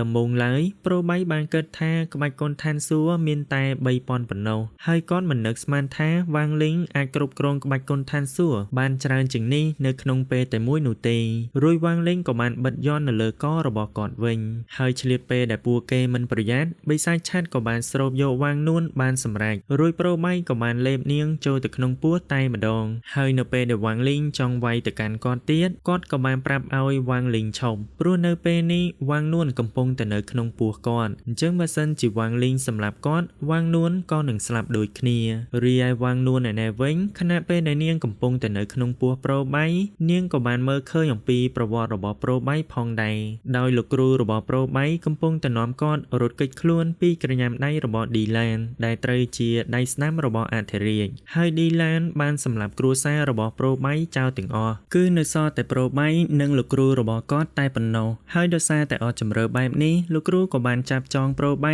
ជាមួយនឹងឆាតរួចក៏បានគប់ប្រូបៃចូលទៅតាម portal ចាក់ចេញពីទីនោះបាត់ទៅដែលធ្វើឲ្យឌីឡានខឹងជាខ្លាំងហើយបន្ទាប់ពីបានសម្លាប់លោកគ្រូរួចហើយឌីឡានក៏បានប្រាប់ដំណឹងមួយនេះទៅកាន់អធិរាជហើយក៏បានបញ្ជូនបិសាចឆ្កែមួយឲ្យទៅដេញតាមប្រូបៃផងដែរលុះបន្ទាប់ពីបានរកឃើញប្រូបៃហើយបិសាចឆ្កែក៏បានបើកការវាយប្រហារទៅលើគាត់ហើយនៅក្នុងការប្រយុទ្ធមួយនោះប្រូបៃក៏បានជ្រុលដៃចាក់ចំបិសាចឆ្កែមួយឆាតរួចវាក៏បានត្រឡប់ទៅជាតុក្កតាគុជរួចបិសាចឆាតមួយនោះក៏បានលបួងប្រូបៃថាបើសិនជាប្រូបៃចង់ទទួលបានថាមពលខ្លាំងជាងមុនឆាប់លេបតុក្កតាគុជមួយនោះទៅរួចប្រូបៃក៏បានធ្វើតាមហើយវាក៏បានជួយព្យាបាលរបួសរបស់គាត់ព្រមទាំងបានធ្វើឲ្យរាងកាយរបស់គាត់ធំជាងមុនចាប់តាំងពីពេលនោះមកប្រូបៃក៏បានដេញតាមសម្លាប់សត្វបិសាចព្រមទាំងមនុស្សដើម្បីលេបត្របាក់ថាមពលរបស់ពួកគេហើយคล้ายទៅជាមនុស្សម្នាក់ដែលខ្លាំងជាងគេបង្អស់ព្រោះមានតែមនុស្សដែលខ្លាំងជាងគេបង្អស់ប៉ុណ្ណោះទើបអាចផ្លាស់ប្ដូរច្បាប់នៅលើពិភពលោកមួយនេះបាន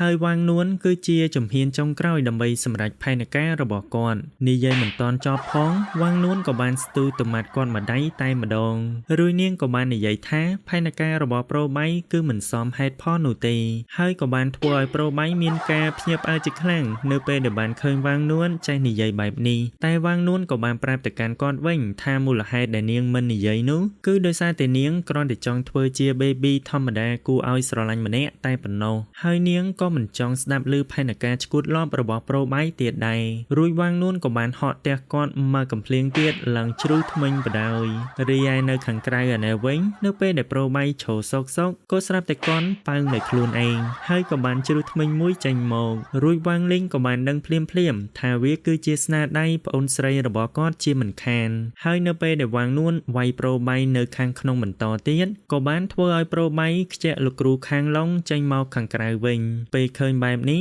វាងលេងក៏បានសហការជាមួយនឹងប្អូនស្រីដោយម្នាក់វាយនៅខាងក្នុងហើយម្នាក់ទៀតវាយនៅខាងក្រៅរួយក៏បានធ្វើឲ្យប្រូបៃខ្ជាក់អ្វីដែលគាត់បានលេបចូលទាំងប៉ុន្មានចេញមកខាងក្រៅវិញទាំងអស់ហើយនៅទីបំផុតវាងនួនក៏អាចចេញមកខាងក្រៅវិញបានសម្រេចបន្ទាប់មកវាងលេងក៏បានដើរទៅរើសឆាតមួយនោះរួយបិសាចឆាតក៏ចង់លបួងវាងលេងថាបើសិនជាវាងលេងចុះកិច្ចសន្យាជាមួយវានោះវានឹងជួយឲ្យវាងលេងក្លាយទៅជាមនុស្សម្នាក់ដែលខ្លាំងជាងគេបង្អស់តែវាងលេងក៏បានចាប់កាច់ឆាតមួយនោះចោលទៅរួយក៏បានធ្វើឲ្យបិសាចឆាតរលាយបាត់ទៅជាមួយវាផងដែរលុះនៅពេលដែលតុក្កតាឋានសួគ៌បានដឹងខ្លួនឡើងវិញពួកគេក៏បានគោរពទៅកាន់វាងលេងហើយក៏បានអរគុណទៅកាន់គាត់ដែលបានជួយពួកគេរួយវាងលេងក៏បានបញ្ជាឲ្យពួកគេកែប្រែការចងចាំរបស់មនុស្សនៅលើពិភពលោកឲ្យត្រឡប់ទៅដូចសភាពដើមវិញបន្ទាប់មកគាត់ក៏បានធ្វើដំណើរទៅរកសុនរងហើយក៏បានឃើញនាងចាត់ការកូនសិស្សដែលនៅទីនោះអស់បាត់ទៅហើយរួយវាងលេងក៏បានអរគុណទៅកាន់សុនរងព្រោះទោះបីជាពិភពលោកទាំងមូលប្រែក្លាយទៅជាសត្រូវរបស់គាត់ក៏ដោយតែសុនរងតែងតែឈរនៅក្បែរគាត់ជានិច្ចរួចសុនរងក៏ចង់បានរង្វាន់មួយពីគាត់ហើយវាគឺគ្មានអ្វីក្រៅពីស្នាមថើបឡើយតែវាងនួនក៏បានចូលមកកាត់ចង្វាក់ពួកគេទាំងពីររួចក៏បានធ្វើឲ្យពួកគេអៀនខ្វាច់បដ យអញ្ចឹងបន្ទាប់ពីរឿងរ៉ាវគ្រប់យ៉ាងត្រូវបានបញ្ចប់ហើយនោះពួកគេក៏បានចាប់ប្រូបៃយកទៅដាក់គុកវិញហើយខណៈពេលដែលស៊ូយីកំពុងតែឈរនិយាយជាមួយគាត់ក៏ស្រាប់តែបិសាចខ្មៅបានលួចចាក់ស៊ូយីពីខាងក្រោយរួចយើងក៏បានដឹងការពិតថាបិសាចខ្មៅមួយនេះគឺជាមនុស្សអាចកំបាំងម្នាក់ដែលយើងបានឃើញកាលពីលើកមុនហើយនៅថ្ងៃណាមួយគាត់នឹងទៅប្រយុទ្ធជាមួយនឹងវាងលីងជាមិនខានហើយនៅចុងសាច់រឿងរបស់យើងពួកគេក៏បានធ្វើពិធីខួបកំណើតលើកទី1ទៅឲ្យវាងនួនរួចពួកគេក៏បានរៀបចំរបស់មួយចំនួនដាក់នៅលើកម្រាលដើម្បីឲ្យវាងនួនជ្រើសរើសហើយកំណត់ជោគវាសនារបស់នាងដោយរបស់ទី1គឺជាការធនាគាររបស់សុនរងបើសិនជានាងជ្រើសរើសយកវានោះអនាគតទៅនាងនឹងមានលុយចាយហូរហៀហើយទី2គឺជាដុំដែករបស់ប្រូងោលដែលជួយឲ្យនាងមានសាច់ដុំធំជាងមុនរីឯទី3គឺជាដាវរបស់ចៃលីនដែលជួយឲ្យនាងក្លាយទៅជាអ្នកហាត់គុនដាវដ៏អស្ចារ្យហើយទី4គឺជាសាច់មាន់កូការបស់ប្រូម៉ាប់ដែលធ្វើឲ្យនាងថត់ដូចជ្រូកទី5គឺជានាឡិការបស់បិសាចគីងកែបដែលជួយឲ្យនាងអាចគ្រប់គ្រងពេលវេលានិងទី6គឺជាមីកញ្ចប់របស់វាងលីងតែវាងនួនមិនបានជ្រើសរើសយករបស់ណាមួយពីបងនោះទេគឺនាងបានជ្រើសរើសយកកង្ហាររបស់នាងដែលមានន័យថានាងនឹងកំណត់ជោគវាសនារបស់នាងដោយខ្លួនឯង